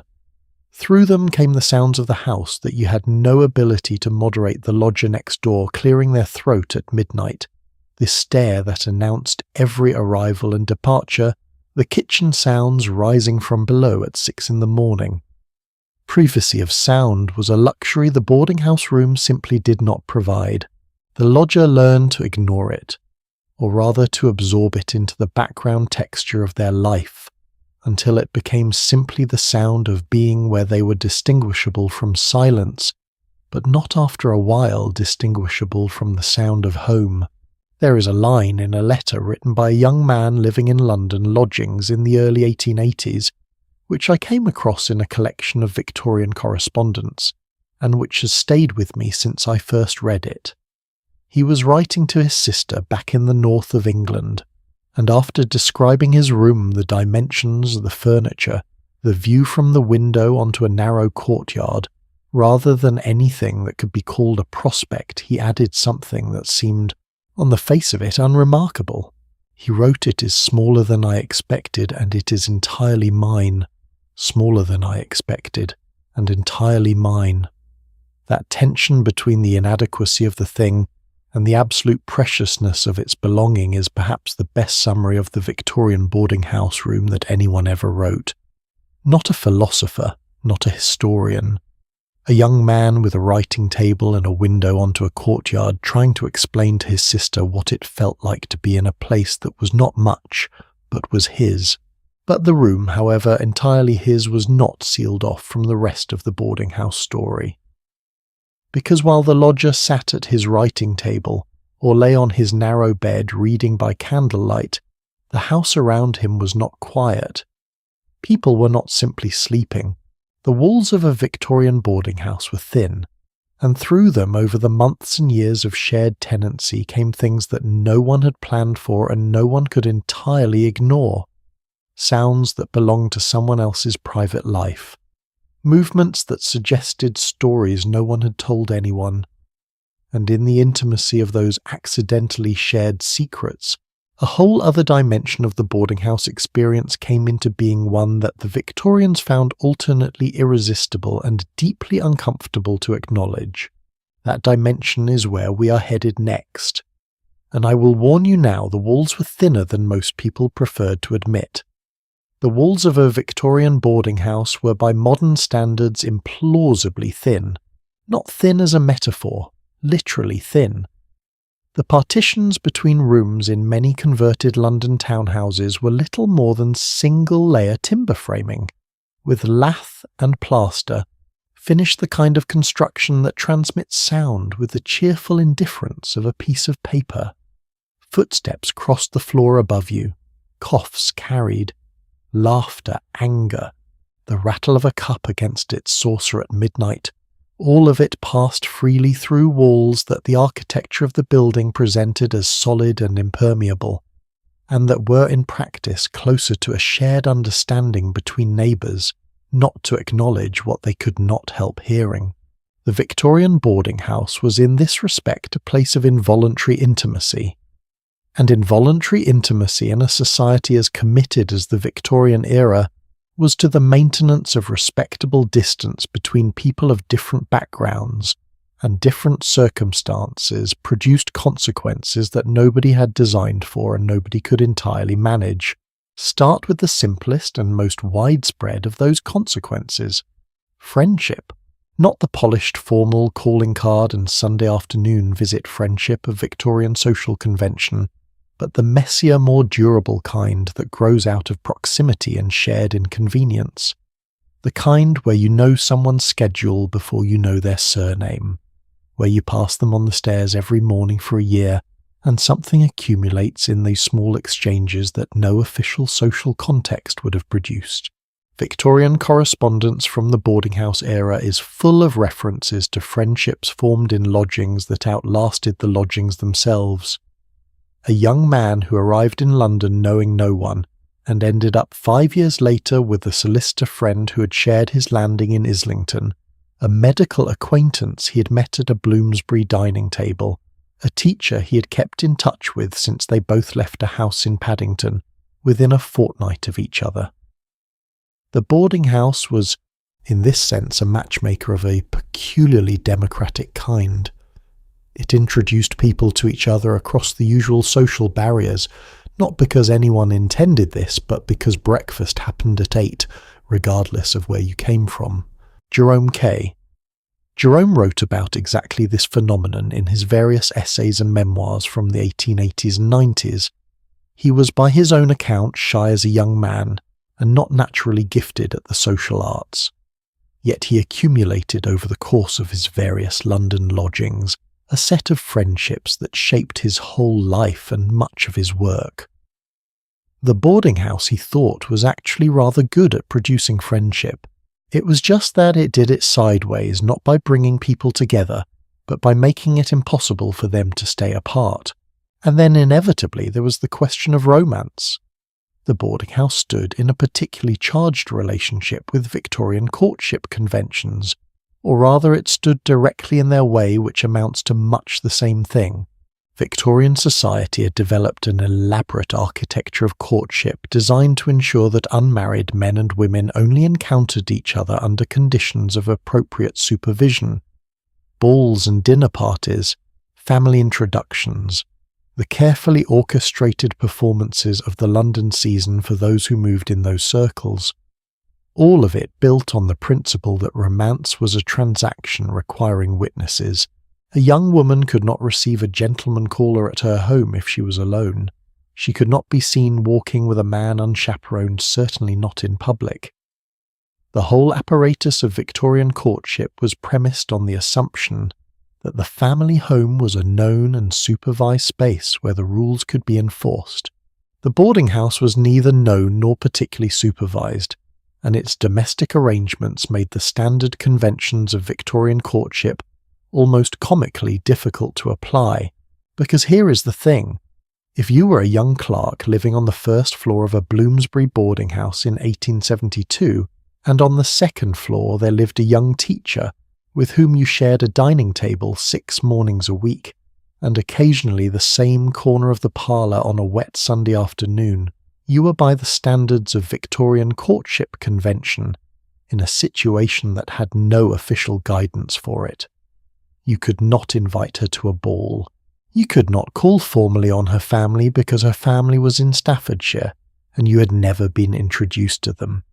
You could not conduct a supervised courtship through the usual channels because there were no usual channels here. What you had was the landing, the table, the parlour, the small, unavoidable intimacy of shared domestic space which accumulated its own kind of knowledge far faster and far more honestly than any ballroom introduction. Let me pause here for a genuine question. Have you ever found yourself developing feelings for someone you saw every day in a shared space, a colleague, a neighbour, someone whose presence simply became part of the texture of your daily life before you had fully noticed it happening? If you have, then you already understand something important about why the Victorian boarding house produced romance as reliably as it did, and why so many of those romances were intense, complicated, and completely outside the social script anyone had prepared for. The historian Ginger Frost, in her work on Victorian courtship and cohabitation, identified a consistent pattern in the records of working and lower middle-class relationships from this era that shared domestic space, and the boarding house specifically functioned as a kind of accelerant for romantic attachment.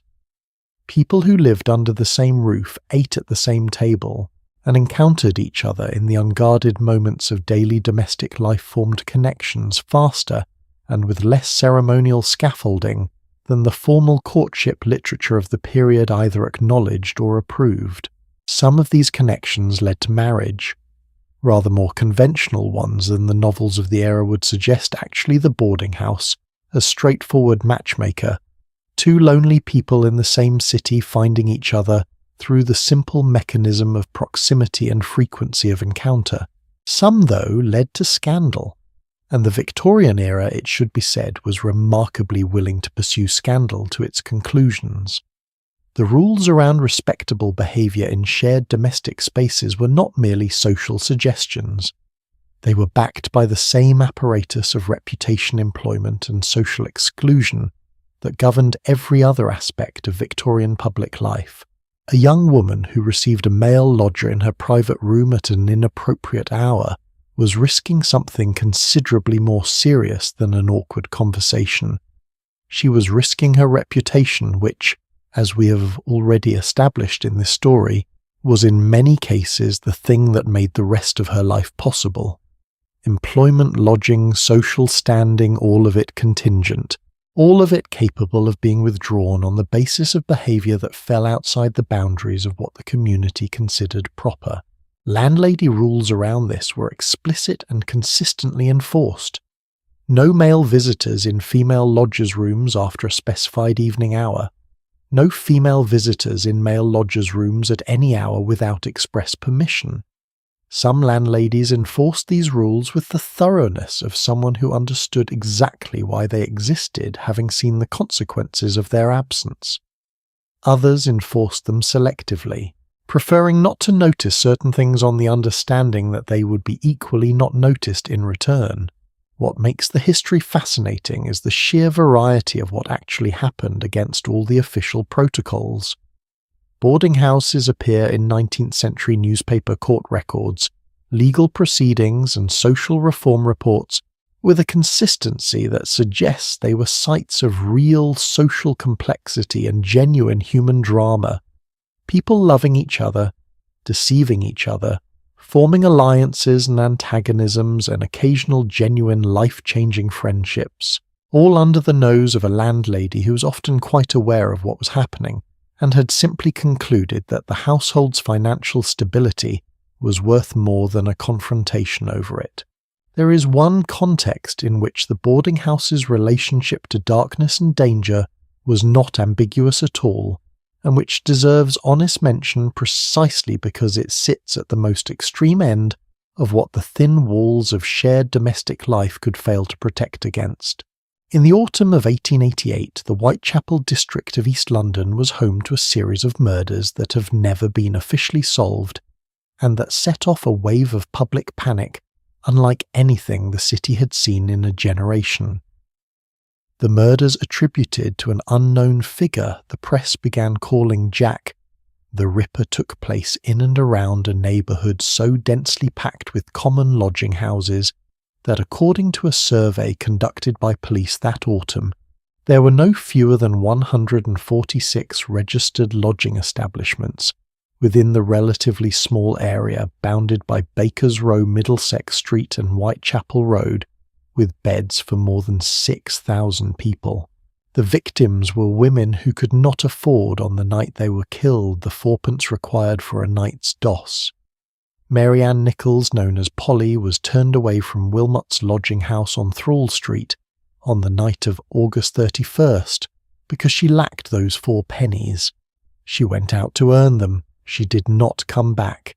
That detail, 4 pennies for a bed, is one of those small specific facts that does more to illuminate the lived reality of Victorian urban poverty than any amount of statistical abstraction.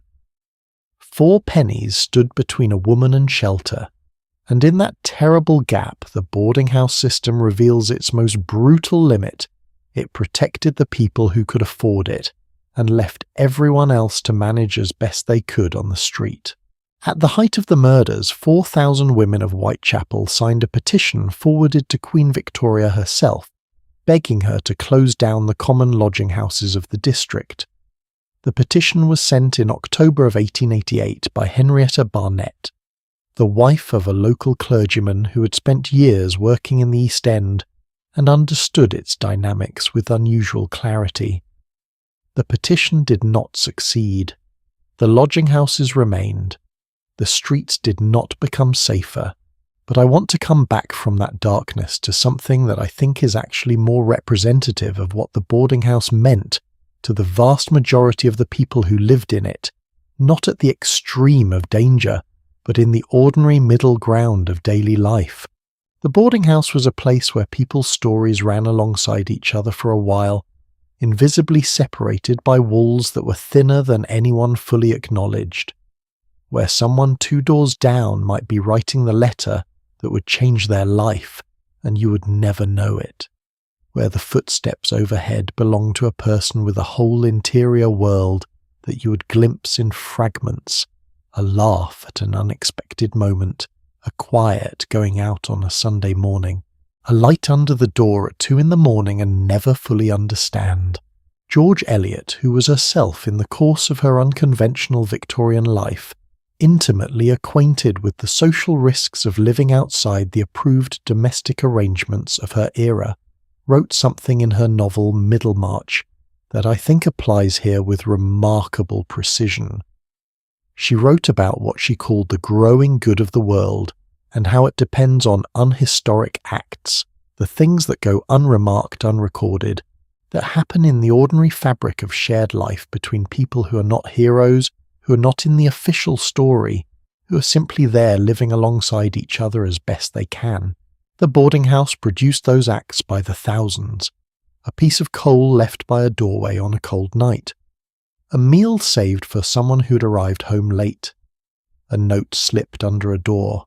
A friendship conducted entirely in the language of small domestic gestures, never named or declared, but real, in the way that the quiet and ordinary things are always real. And yet, and this is what makes the Victorian boarding house impossible to reduce to a simple story, all of that quiet ordinariness existed alongside something else entirely. Something that the walls, however thin, could not entirely contain. Because the people who ran these houses were seeing things the official history of the era would prefer to have looked away from. About how the city actually worked. About what happened when the systems of respectability that Victorian society depended on began to break down under the pressure of poverty, loneliness, and the sheer proximity of too many people in too small a space. The Victorian government eventually came to understand this, and its response a set of laws and inspections and reforms that would over several decades attempt to bring the boarding house world under some form of official control is a story in its own right. A story about what happens when a society tries to regulate the messy reality of how its most vulnerable members are actually living. That story begins exactly where the boarding house story always begins, with someone deciding that what was hidden needed to be seen. And it is where we're going next. Sometime in the summer of 1851, a man with a clipboard and a certain official bearing knocked on the door of a common lodging house in one of the poorer districts of a Victorian English city. He had been sent by the local authority. He had forms to fill in. He had questions to ask. The landlady who answered the door had in all likelihood seen this coming.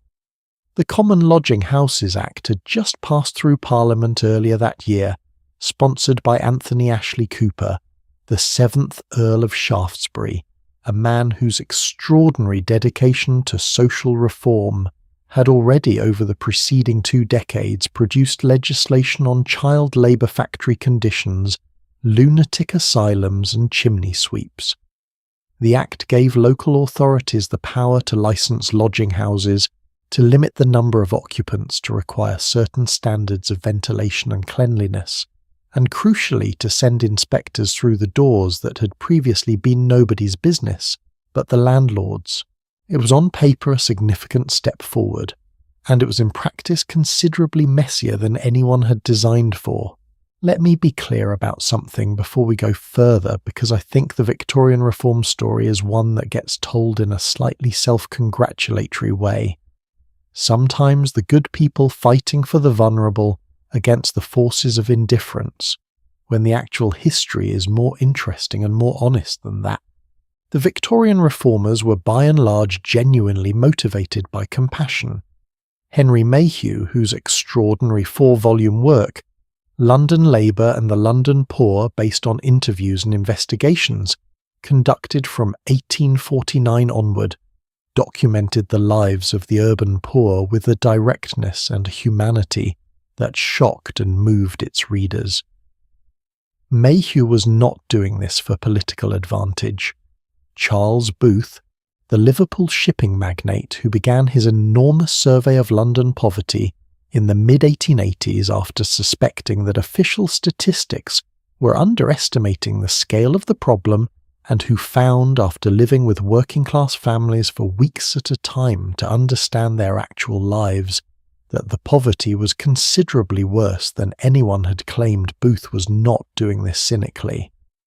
The Earl of Shaftesbury, who turned down government office repeatedly because he believed social reform was more important than power, was an authentic figure of genuine conviction, and yet the consequences of what they set in motion were not always what they intended.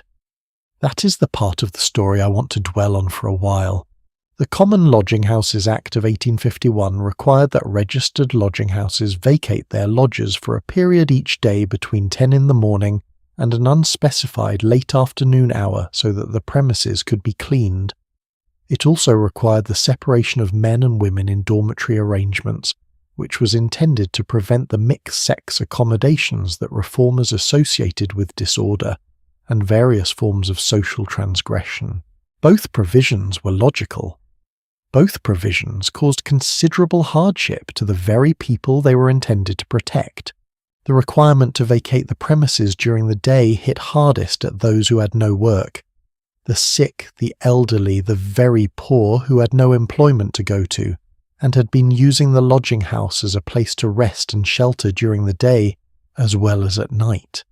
These people were now obliged, regardless of weather, regardless of physical condition, to spend several hours on the street, while the house was cleaned for their benefit. There is something almost painfully ironic about this. The Act was designed to improve the conditions of people living in lodging houses.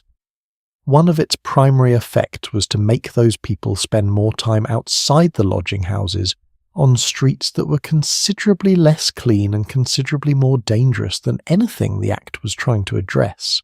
The segregation requirement had its own complications. Mixed-sex lodging houses in which men and women shared dormitory sleeping arrangements were, it is true, associated in reformers' minds and in the language of the time with moral disorder. But they were also, for many couples and families living in extreme poverty, simply the cheapest available way to stay together. A husband and wife who could scrape together 8 pennies between them had been able in a mixed house to share a space for the night. After the Act, they might find themselves in separate wings of the same building or in different establishments entirely. The Act had not intended to separate families, but its consequences included exactly that in a proportion of cases that the reformers had not fully anticipated. This is a pattern that runs through Victorian housing reform with disconcerting regularity. The interventions were generally well-intentioned.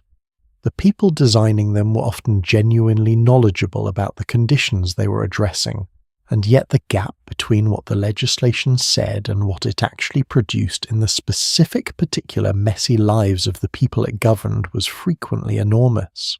By the 1870s, the effort to regulate lodging houses had been extended and consolidated by the Public Health Act of 1875, which under Prime Minister Disraeli, who summed up his government's approach to social reform with the Latin phrase sanitas sanitatum omnia, sanitas, meaning health above all things, required urban and rural district councils to maintain registers of every common lodging house in their jurisdiction, specifying the keeper's name, the location, and the number of lodgers the premises were licensed to hold.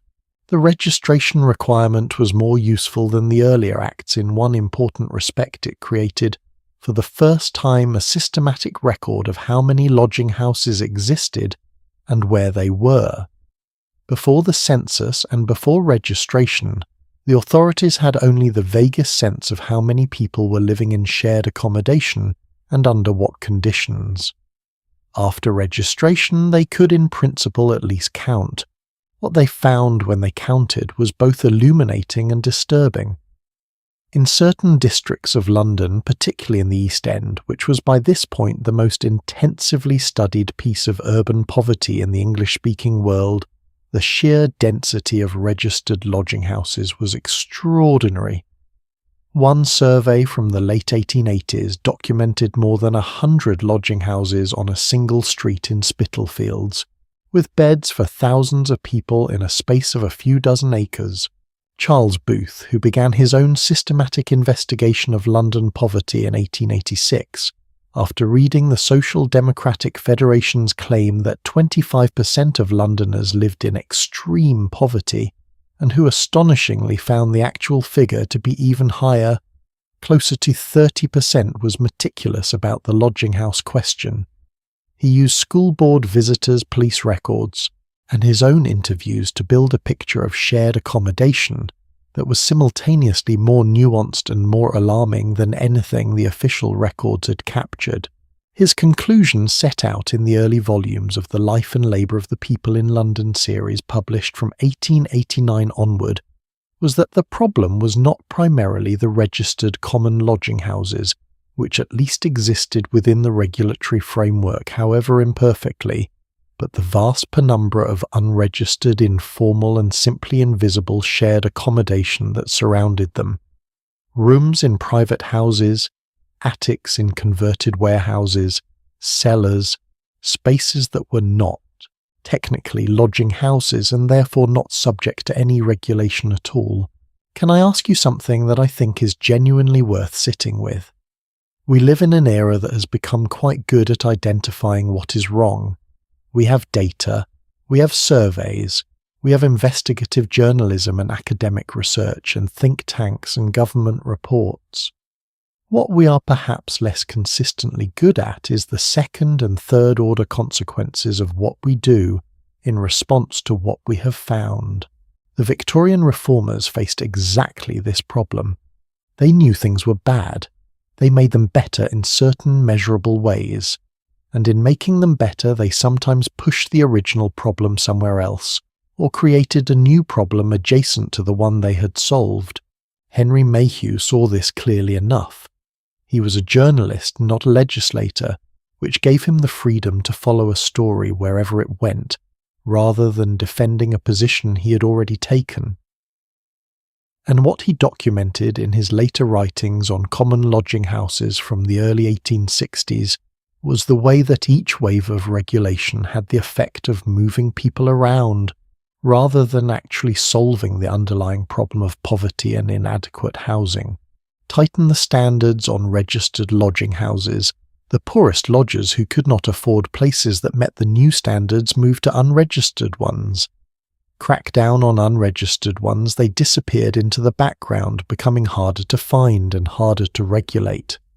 Close a notorious district, the same population reappeared in the next district, over where the authorities had not yet turned their attention. This was not, and this matters, a reason to abandon reform. The reforms did improve conditions for large numbers of people. The registered houses of the 1870s and 80s were on the whole genuinely better than their predecessors. More ventilation, mandatory washing facilities, limits on overcrowding that, while imperfectly enforced, were better than nothing.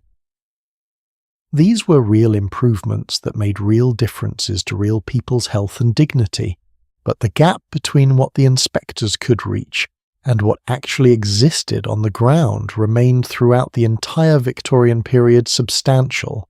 In 1894, the regulation of common lodging houses in London was transferred from the police to the newly established London County Council, a body that represented something genuinely new in London: governance and elected accountable authority with both the mandate and the technical capacity to approach the housing question more systematically than any previous body had managed. The council imposed new requirements. Walls and ceilings had to be lime-washed twice a year. Proper beds, actual beds with frames and mattresses, had to replace the pallets and straw heaps and floor spaces that had served as sleeping accommodation in the lowest class of house. Mixed-sex dormitory arrangements, already technically prohibited since 1851, but widely continued in practice, were now genuinely and consistently enforced against. The standards rose, the worst of the worst were closed, and the people who had depended on the worst of the worst, who had paid their few pennies, precisely because the worst of the worst was what they could afford, found themselves looking for alternatives in a city that offered fewer and fewer of them. This is the part of the Victorian reform story that makes me genuinely uncomfortable. not because the reformers were wrong to pursue higher standards, but because the story of what happened to the displaced makes clear that good intentions and improved standards can coexist with severe harm to the people who are supposed to be helped. There is a particular detail from the report of a London County Council inspector from the early 1890s that I have never been able to forget. The inspector had visited a common lodging house that was being ordered to close because it failed to meet the new standards. The house was a bad one, overcrowded, poorly ventilated, in a state of considerable dilapidation.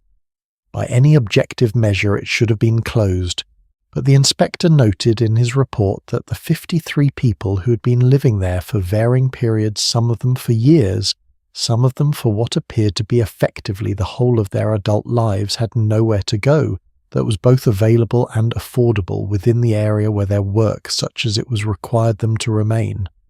He recommended the closure. He also noted that he did not know what would happen to the 53 people, and that no alternative provision had been identified for them.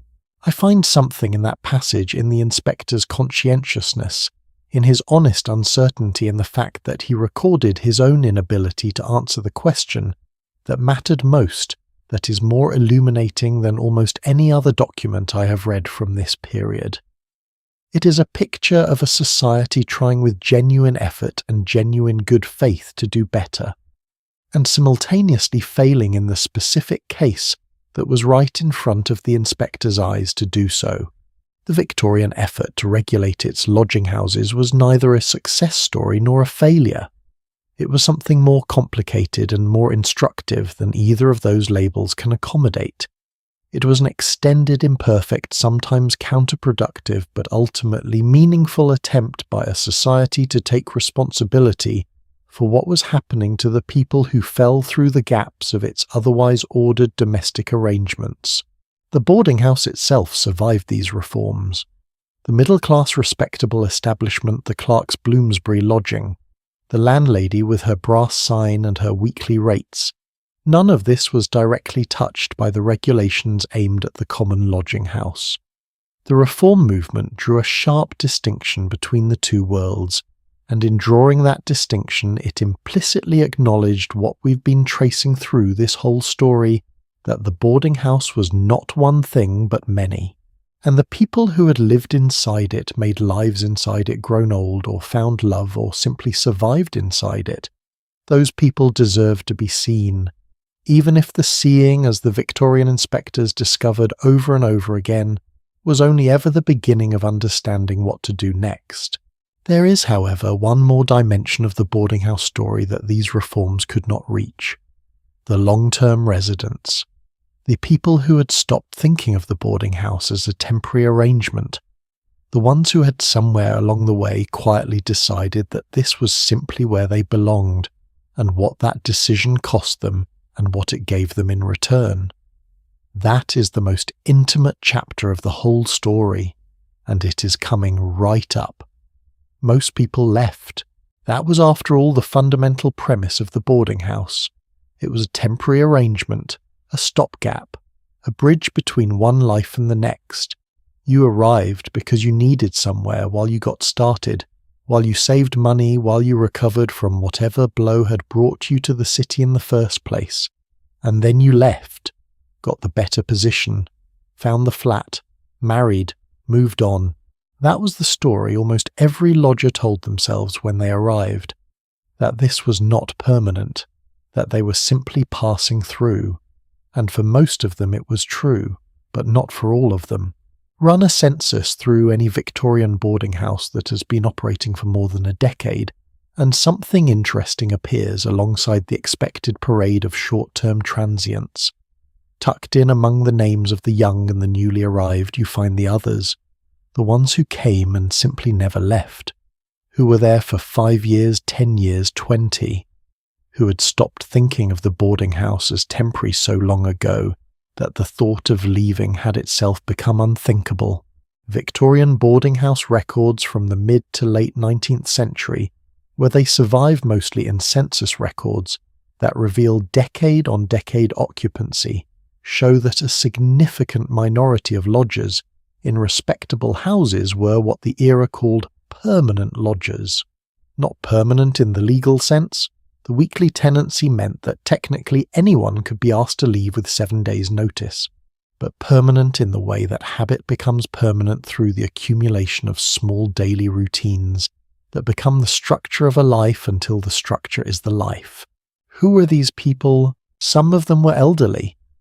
The coroner's records from Ipswich, documented by historian Vicky Holmes in her research on Victorian lodger life, contain a quiet and illuminating detail. Adult children who lived nearby would sometimes pay a neighbour or a landlady to take in their elderly parent as a lodger, even when those parents could have been accommodated within the family home. Mary Ann Warren, who died at 84 in 1896 at a lodging house on Spring Road in Ipswich, had been living there for 4 or 5 years, her board and lodging paid for by her son, a local confectioner, who apparently found it easier or more practical, or perhaps simply more honest about the nature of the arrangement to pay for his mother's care than to absorb her into his household. That detail is worth sitting with for a moment.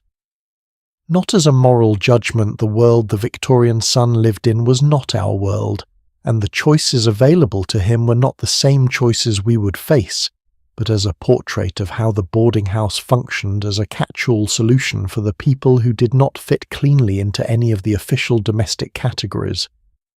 The boarding house as the space where the Victorian family's tidier assumptions about itself came to be quietly renegotiated.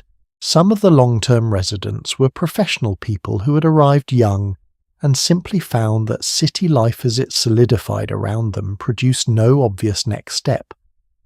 The barrister whose career never quite reached the point of justifying a proper establishment. The teacher whose salary remained decade after decade just below the level at which genuine independence became available. The retired civil servant whose small annuity covered the weekly rate but nothing more, no private parlour, no live-in servant, no garden.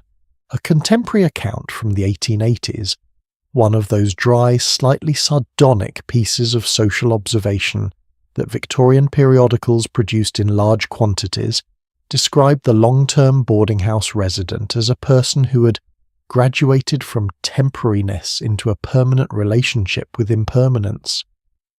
I have always liked that formulation. It captures something real and something sad and something faintly absurd all at once, which is roughly the right proportion for any honest description of human domestic arrangements. But here is the thing about the long-term boarding house resident that I find myself returning to the piece of the story that most of the official historical accounts move past too quickly.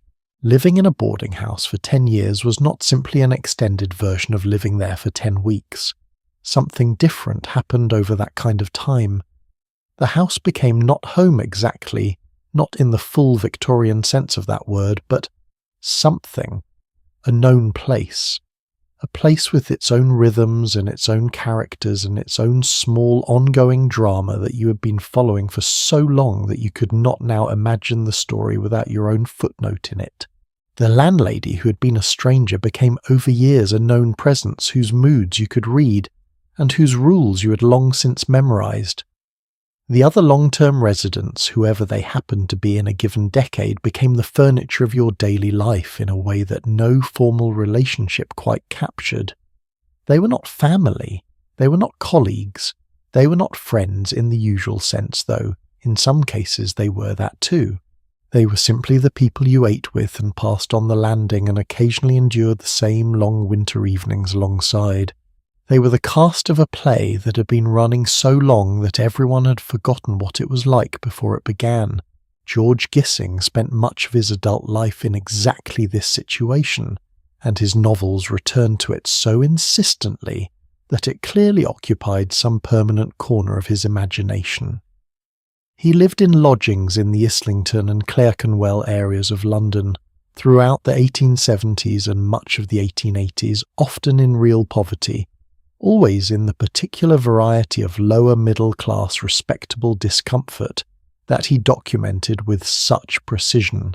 His novel The Odd Women, published in 1893, contains one of the most clear-eyed portraits of this psychology that Victorian fiction produced. Gissing's women characters who've been lodging for years are not defeated exactly, but they have developed a kind of accommodation with their circumstances that is distinct from acceptance and also from resignation. It is something more like expertise, a detailed and unsentimental knowledge of how to live well within severe constraints born of years of practice. They know which shops give honest measure. They know exactly what can be managed on a given income. They know how to be comfortable in a space that was never designed for comfort.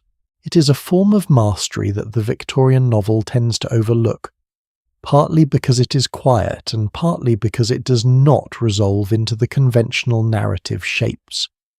No great success, no dramatic failure, no marriage or ruin. Just a life sustained with skill and without much celebration in rooms that were never quite one's own. There is a question I genuinely want to ask you. Is there something admirable about that?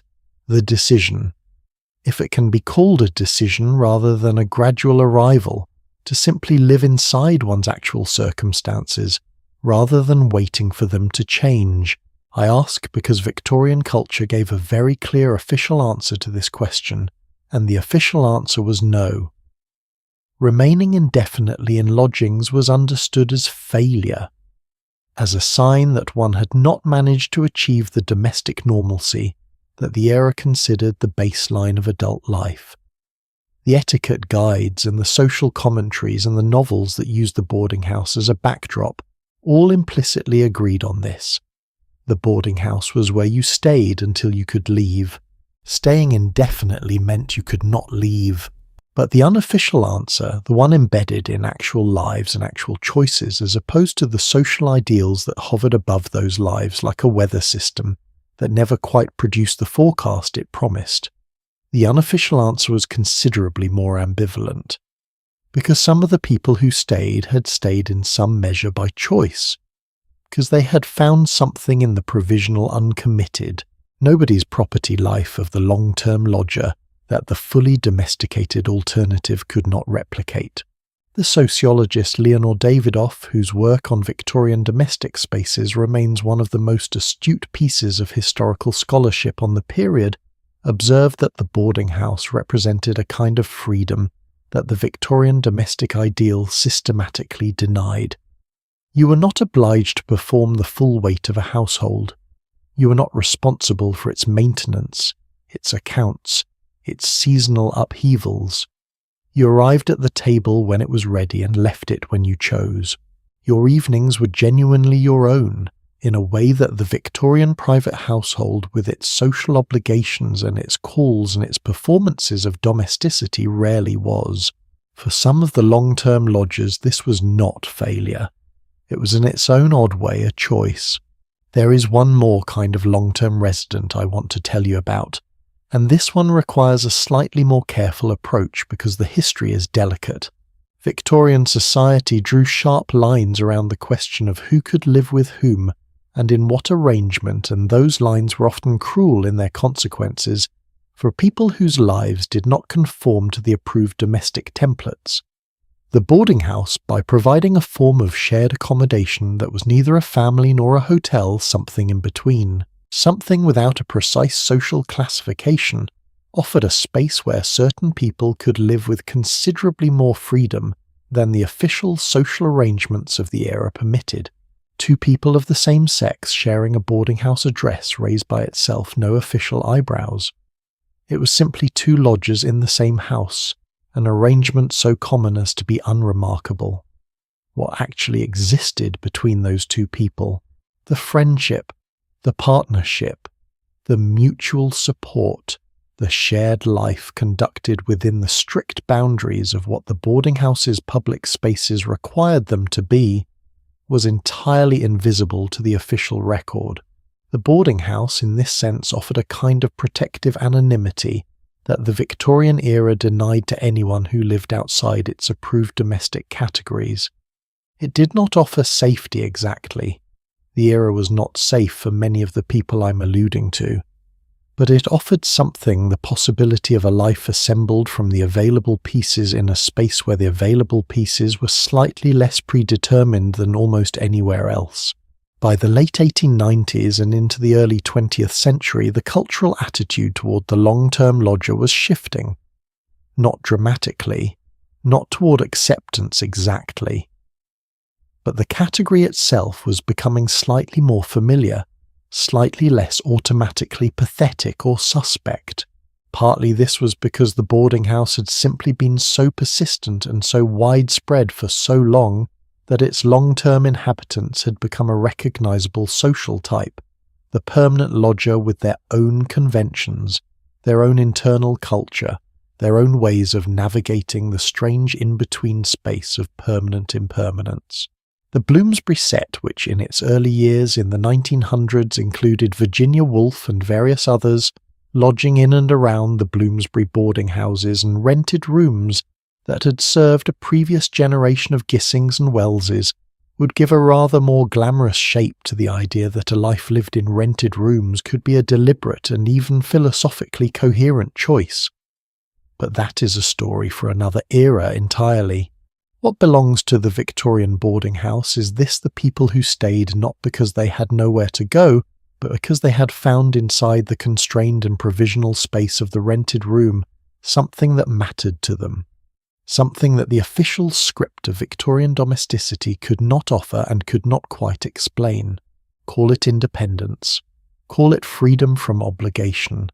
Call it the particular clarity that comes to a person who has accepted that the life they are living is the actual life, not the anteroom to the real one, not the staging ground for something more substantial, but the thing itself.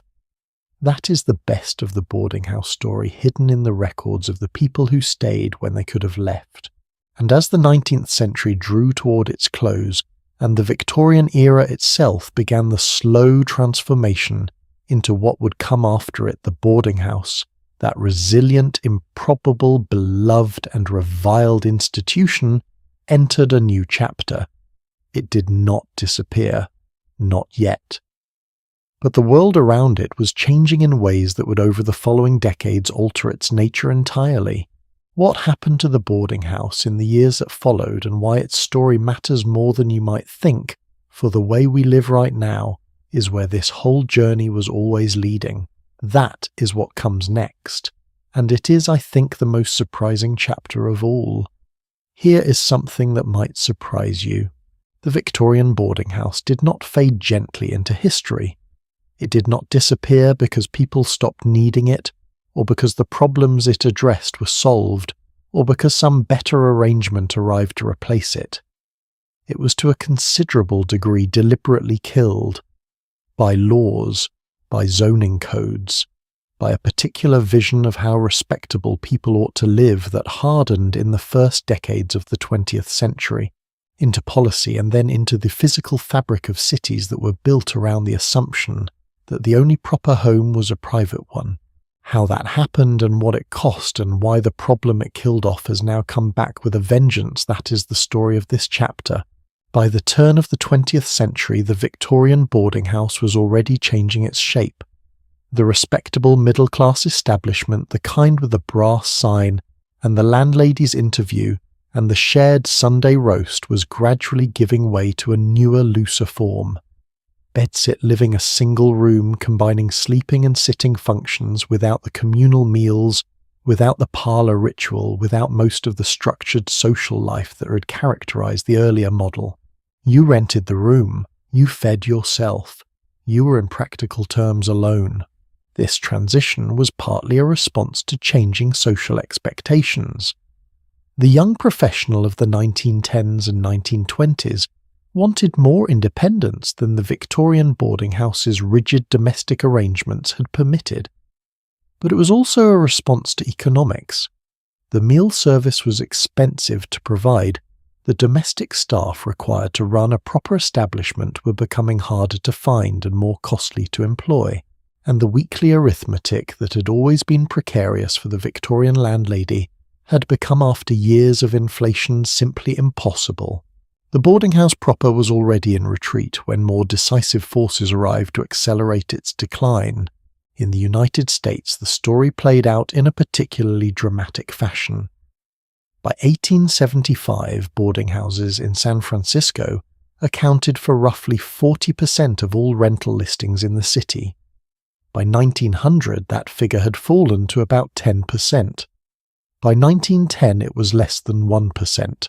The reasons were multiple and tangled. The growth of home ownership subsidized and encouraged by government policy from the 1930s onward. The expansion of the suburbs and the mortgage market that made the private single-family home available to a much broader segment of the population than had ever previously owned property. And underneath all of this, something more ideological, a steadily hardening conviction shared across the political spectrum, that the boarding house represented a social problem to be solved rather than a housing solution to be supported. The language used about boarding houses in official reports and newspapers from the early 20th century is quite striking looking back at it now. Words like transience and rootlessness appear repeatedly.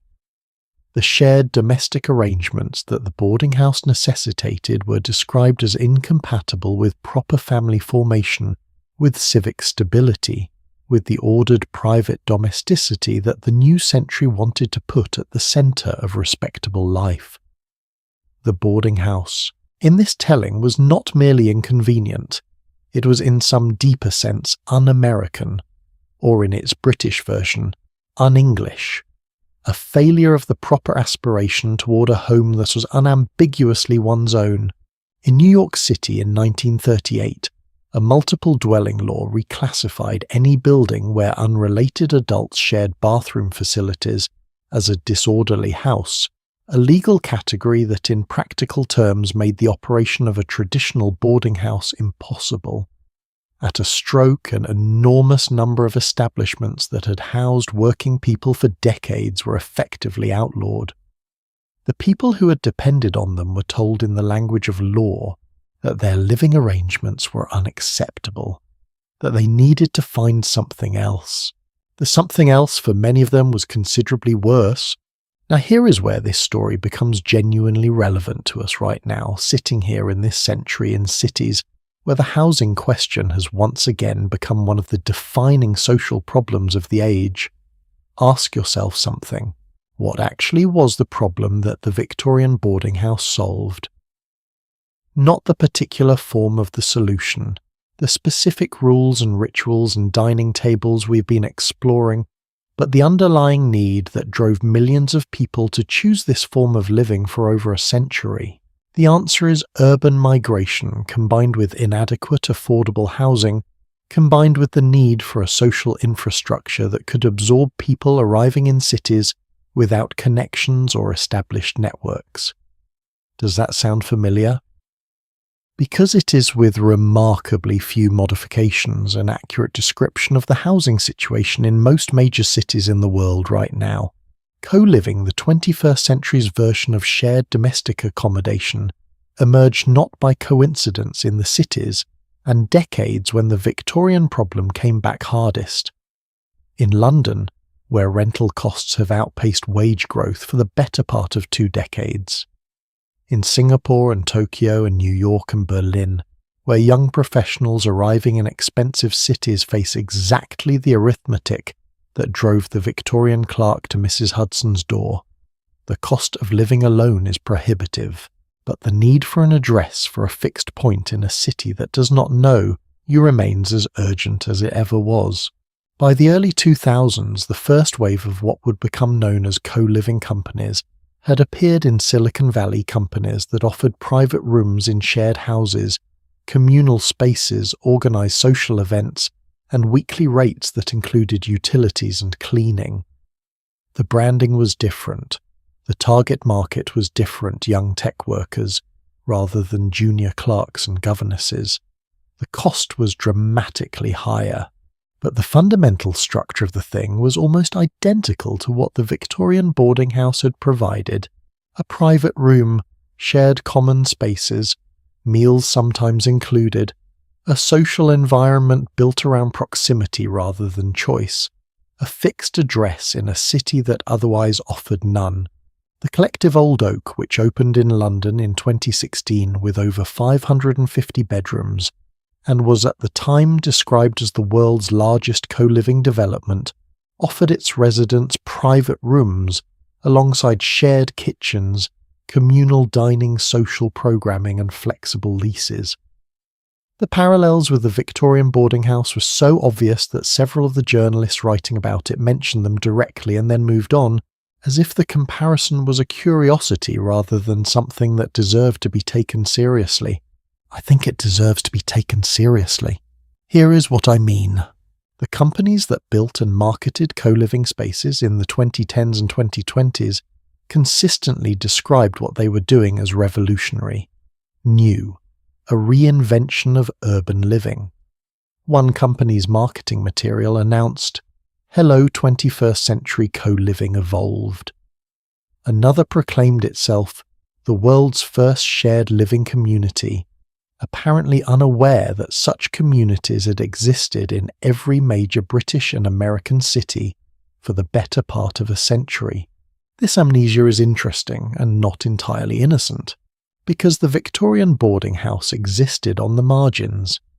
It served people who could not afford the full weight of independent domestic life. It was associated, however unfairly, with instability and failure, and the kind of circumstances that polite Victorian society preferred to look past. When the boarding house was eventually outlawed or regulated out of existence, the people who depended on it most had the least power to object, and so it disappeared from the official history of housing, not because the problem it addressed had been solved, but because the people who had lived in it were not the people whose histories got written. The 21st century co-living industry has with considerable commercial intelligence taken essentially the same arrangement and rebranded it as a lifestyle choice rather than a housing constraint. The private room is now a curated personal space. The shared meal is a community event. The landlady's weekly rate has become a subscription model. And the people who fill these buildings are for the most part people whose circumstances, if we are honest about it, are not entirely different from those of the Victorian clerk in his Bloomsbury lodgings. Too much city, not enough money, and a need for some kind of anchor in a place that does not yet feel like theirs. There is one thing, though, that the 21st century co-living industry has not yet fully solved, and that the Victorian boarding house solved imperfectly, grudgingly, accidentally, but nonetheless genuinely.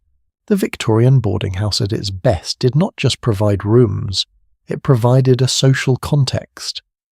A community of sorts built not through design or programming or app-based neighbour matching, but through the messy, uncontrolled, slightly uncomfortable friction of people who had not chosen each other, simply having to be in the same space day after day until something human accumulated between them.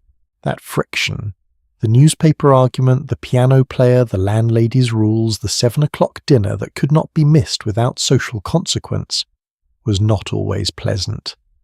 We have spent this whole story documenting how stressful and claustrophobic and occasionally miserable it could be. But it was real. It was in the most literal sense irreducible. You could not opt out of it by adjusting your app preferences. You could not curate your way around it. The social world of the Victorian boarding house was the world you were given, not the world you chose, and that distinction between chosen connection and given connection turns out to matter considerably more than the 21st century's consumer-facing model of socialization wants to admit. Let me ask you something genuinely. When was the last time you had a sustained conversation with someone you had not already decided you would probably get along with? Not a new colleague who was selected by the same hiring algorithm that found you. Not a friend of a friend introduced through a shared social circle, but a genuine stranger thrown into your orbit by circumstance rather than design, whose presence in your daily life was not the result of any choice you had made. Because that was the baseline condition of the Victorian boarding house. And whatever its difficulties, and we have been very honest about those difficulties in this story, The social texture it produced was one that the modern housing market, with all its sophistication and its amenities and its community events, has proved stubbornly unable to replicate. The Victorian boarding house has been gone in its original form for about 100 years now.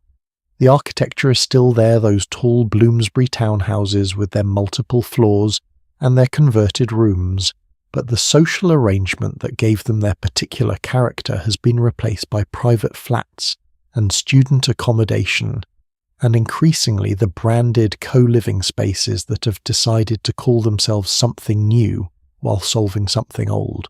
The question that the history of the boarding house leaves me with, and I want to leave you with it too because I think it is genuinely worth carrying into your day, is this. What do we actually mean when we say, we need a home? The Victorian boarding house was never quite a home in the full sense of that word. It was provisional, impermanent, bounded by the landlady's rules and the week's rent. But within those limits, it provided something that the people who lived in it needed at least as much as a roof and a bed. It provided a context, a structure, a set of faces that knew you however partially, and a set of routines that gave the day a shape. Is that home? It might be the more honest version of what home has always been stripped of the ownership and the permanence and the mythology, and reduced to its functional essence, a place where someone knows you are there. We are nearly at the end of this story now. But there is one more thing I want to say about what this particular corner of history has to teach us something I have been saving for the final chapter, because it is the piece that I think holds the whole thing together. It is about what all of these people, the clerks and the governesses and the landladies and the long-term residents and the inspectors and the reformers and the ones who loved each other across the thin walls were actually doing every single day inside those buildings. And what that practice has to do with the life you are living right now. That is the last chapter, and I want you to stay with me for it. There is a particular kind of evening light that falls differently in late autumn. Lower, longer, slower. The kind that comes through a window at an angle and catches the dust in the air and turns even an ordinary room, even a rented room with someone else's wallpaper, and a fireplace that draws indifferently into something briefly unexpectedly beautiful. I've been thinking about that light throughout this whole story, about all the people who have sat in its path over the course of a Victorian boarding house evening. The clerk with his letters, the teacher with her marking, the retired schoolmaster reading for the 4th time a book he has owned for 30 years, the landlady downstairs checking the week's accounts, the sounds of the house settling around them, the thin walls letting through just enough of other people's lives to remind each of them that they're not entirely alone. They are gone now, all of them. And yet something about them persists. Something in the quality of the question they were asking every week with every rent payment in every shared silence at a dining table that was not quite theirs, still resonates, still matters. Still sounds, if you listen carefully enough, like a question we have not entirely answered. What is a home, not in the legal sense, not in the architectural sense, but in the sense that actually counts, the sense that determines whether a person at the end of a difficult day has somewhere to return to or merely somewhere to sleep? The Victorian era had a very confident answer. A home was a private dwelling, a house or flat that belonged through ownership or long tenancy to the family or individual inside it, a space with a fixed address and an unambiguous claim, a door that opened only for you and closed the world out behind you. The boarding house was by this definition not quite a home. The Victorians knew this. The lodgers who lived in boarding houses knew this. It was the anxiety that ran beneath the whole arrangement, the constant awareness that the dining room was not really their dining room, that the fire in the parlor was not really their fire, that the address on their correspondence described a place they could be asked to leave with 7 days' notice and no recourse. And yet, when I read the letters and diaries and memoir passages that survive from the people who actually lived in these houses, not the reformers writing about them, Not the novelists reimagining them, but the lodgers themselves writing to their families and friends about the texture of their daily lives. I find something that the official Victorian definition of home cannot quite account for. I find attachment, not to the building, not to the landlady necessarily, though sometimes that too, but to the particular world that formed inside those walls over the course of weeks and months and years, to the specific rhythm of the house, to the sound of the hall clock striking the hour, to the particular quality of a light that came through the parlor window on a winter afternoon and fell across the same worn carpet week after week, until the carpet's every threadbare patch was as familiar as a childhood landscape. The historian Susan Pennybacker, in her work on late Victorian urban life, described this phenomenon with unusual precision. She wrote about the way that lodgers in long-term tenancies developed what she called a proprioceptive relationship with shared spaces, a kind of bodily knowledge of the environment built from repetition that did not require ownership to be genuine. The lodger who had climbed the same staircase 1,000 times, who knew which step creaked and which landing smelled of coal when the wind came from the east, that person knew the house in a way that its legal owner might not. That knowledge, she argued, was its own kind of belonging. There is a word the Victorians used less often than we might expect, given how much of their culture was built around the concept of domesticity. The word is home as a verb, to home in, to find one's way back. The homing instinct, the pull toward a particular place that the body recognizes before the mind has finished deliberating. What the boarding house gave its long-term residents, and what it gave even some of its short-term ones, was this homing instinct applied to an unlikely location. They found themselves, after an evening out, turning automatically toward the correct street, finding the steps without looking, using their key without thinking, and then standing in the familiar hallway for a moment, smelling the particular smell of that particular house, hearing the sounds of other people going about their particular evenings before climbing their flight of stairs. None of this was romantic.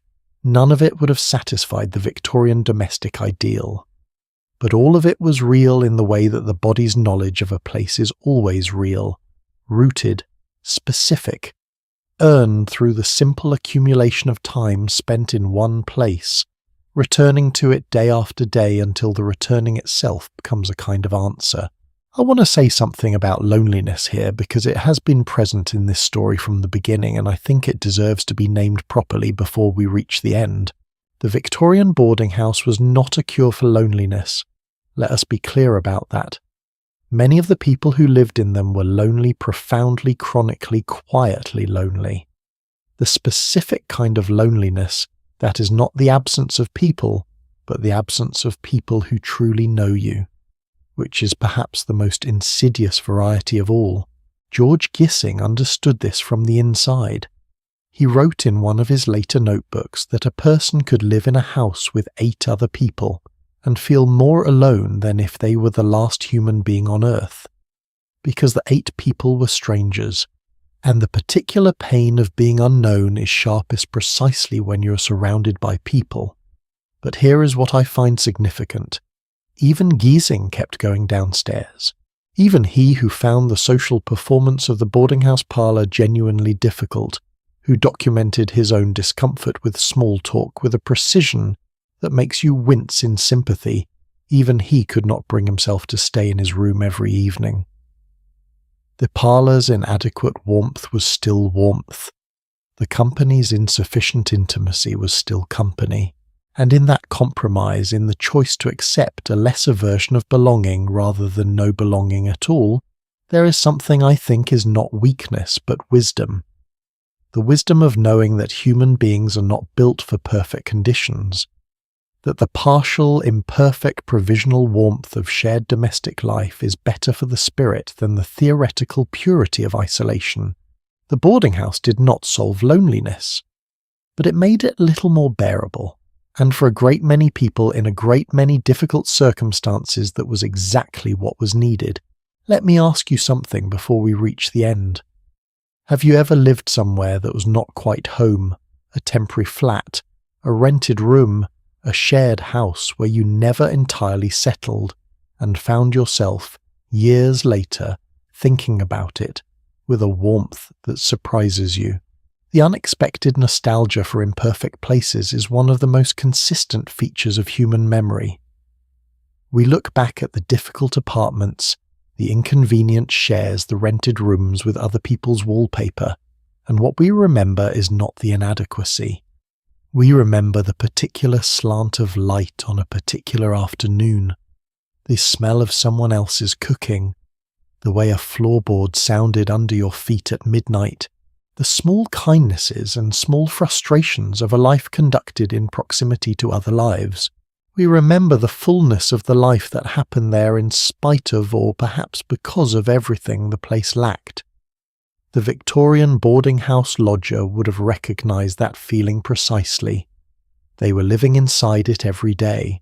The boarding house teaches us, I think, something specific about the relationship between constraint and connection, about how the things that limit us also sometimes link us to each other. The lodger who shared a dining table with strangers every evening did not choose that connection. It was imposed by the structure of the arrangement, the landlady's rules, the fixed meal times, the shared parlor, the thin walls. All of these were constraints. They reduced individual freedom. They required things of people that those people might not, given a choice, have elected to give. But in doing so, they created conditions for connection that purely voluntary arrangements rarely produce. You cannot opt out of a house. You cannot curate the strangers on your landing. You cannot skip the 7 o'clock dinner without everyone noticing. And in that inability to opt out, something grows between people that comfort and convenience tend to prevent, not because convenience is bad, but because compelled proximity, the kind that happens when two people who would not have sought each other out are placed by circumstance in repeated, inescapable contact, turns out to be one of the most reliable seedbeds for genuine human attachment that there is. The boarding house knew this by accident. It is worth knowing it on purpose. There is one more thing I want to say about what the boarding house teaches us, and it is the thing I have been saving for last because I think it is the quietest and perhaps the truest of all. It teaches us that home is not something you find. It is something you make, slowly without noticing, from the materials available, from routine and proximity and the accumulated weight of ordinary days, from knowing which step on the stairs creaks, from the 7 o'clock dinner, the shared newspaper, the neighbour's piano heard through the wall on a Tuesday evening. You do not decide to make it. It happens to you in a place while you're busy enduring the place. And then one day you notice, perhaps only in retrospect, perhaps only after you have left, that something occurred between you and those walls, between you and those people, between you and that particular arrangement of imperfect circumstances, something that functions like home. The Victorian boarding house lodger knew this without theorizing about it. They simply lived it.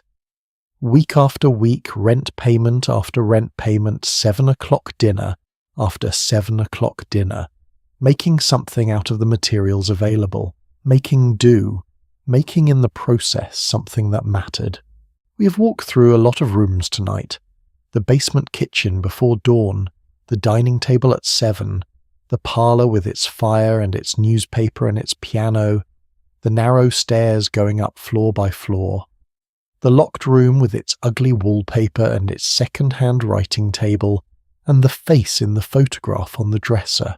We have met the landlady who knew everything and said half of it, the young clerk a long way from home writing letters describing his circumstances in the most optimistic possible terms, the governess between positions maintaining her respectability on the thinnest possible margin, the medical student with his borrowed books, the long-term resident who had stopped thinking about leaving and found in that cessation a kind of peace, the inspector with his clipboard, trying to make things better, not always succeeding.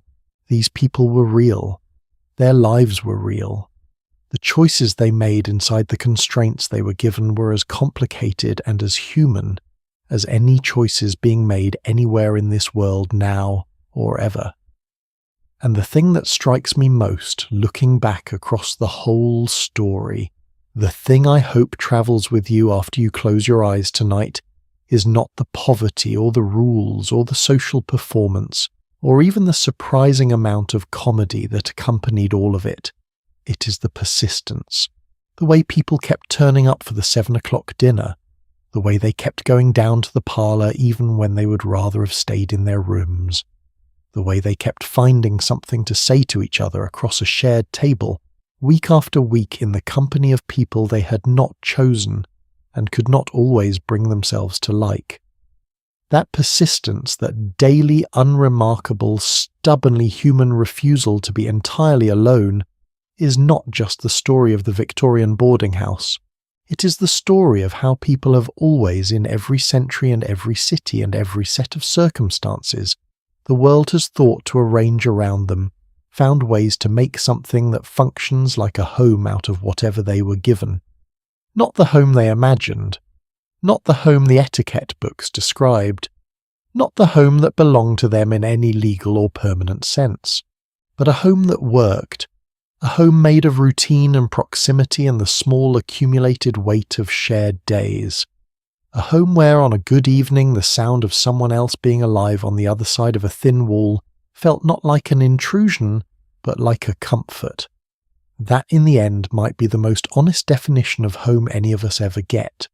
A place where your presence is known, and therefore however partially, however provisionally, however imperfectly matters. So, we've come a long way together tonight through history and architecture and food and friendship, and the long, slow question of what it means to live alongside strangers who become over time something more than strangers. Thank you genuinely for staying with me through all of it. These stories take a long time to find, a long time to think through, and a long time to write. And the only thing that makes that worthwhile is knowing that somewhere someone is listening in the dark, letting the history settle into them like light through a net curtain, quiet, diffuse, and somehow warmer than expected. If this story gave you something tonight, a new way of thinking about home, or about what belonging actually requires, or simply the company of another voice on an evening that needed one, then it did exactly what I hoped it would do. And if you're listening in bed right now with the lights already low and sleep beginning to pull at the edges of the story, then let me leave you with one final image. Somewhere in a Victorian city on an ordinary weeknight in an ordinary year, a lodger climbed the stairs to a rented room, turned the key in a difficult lock and went inside. They lit the candle. They arranged their few possessions with the quiet care of someone who has learned to make a small space feel provisionally like it belongs to them. They sat down at the writing table by the window and looked out at the street below, where the gas lamps were just beginning to push back against the dark. They were not home, not exactly, not in the way the word is supposed to mean, but they were somewhere, and somewhere known, warm, imperfect, shared, and stubbornly, persistently human was enough. It always has been. Sleep well. I will be here with another story when you're ready for it.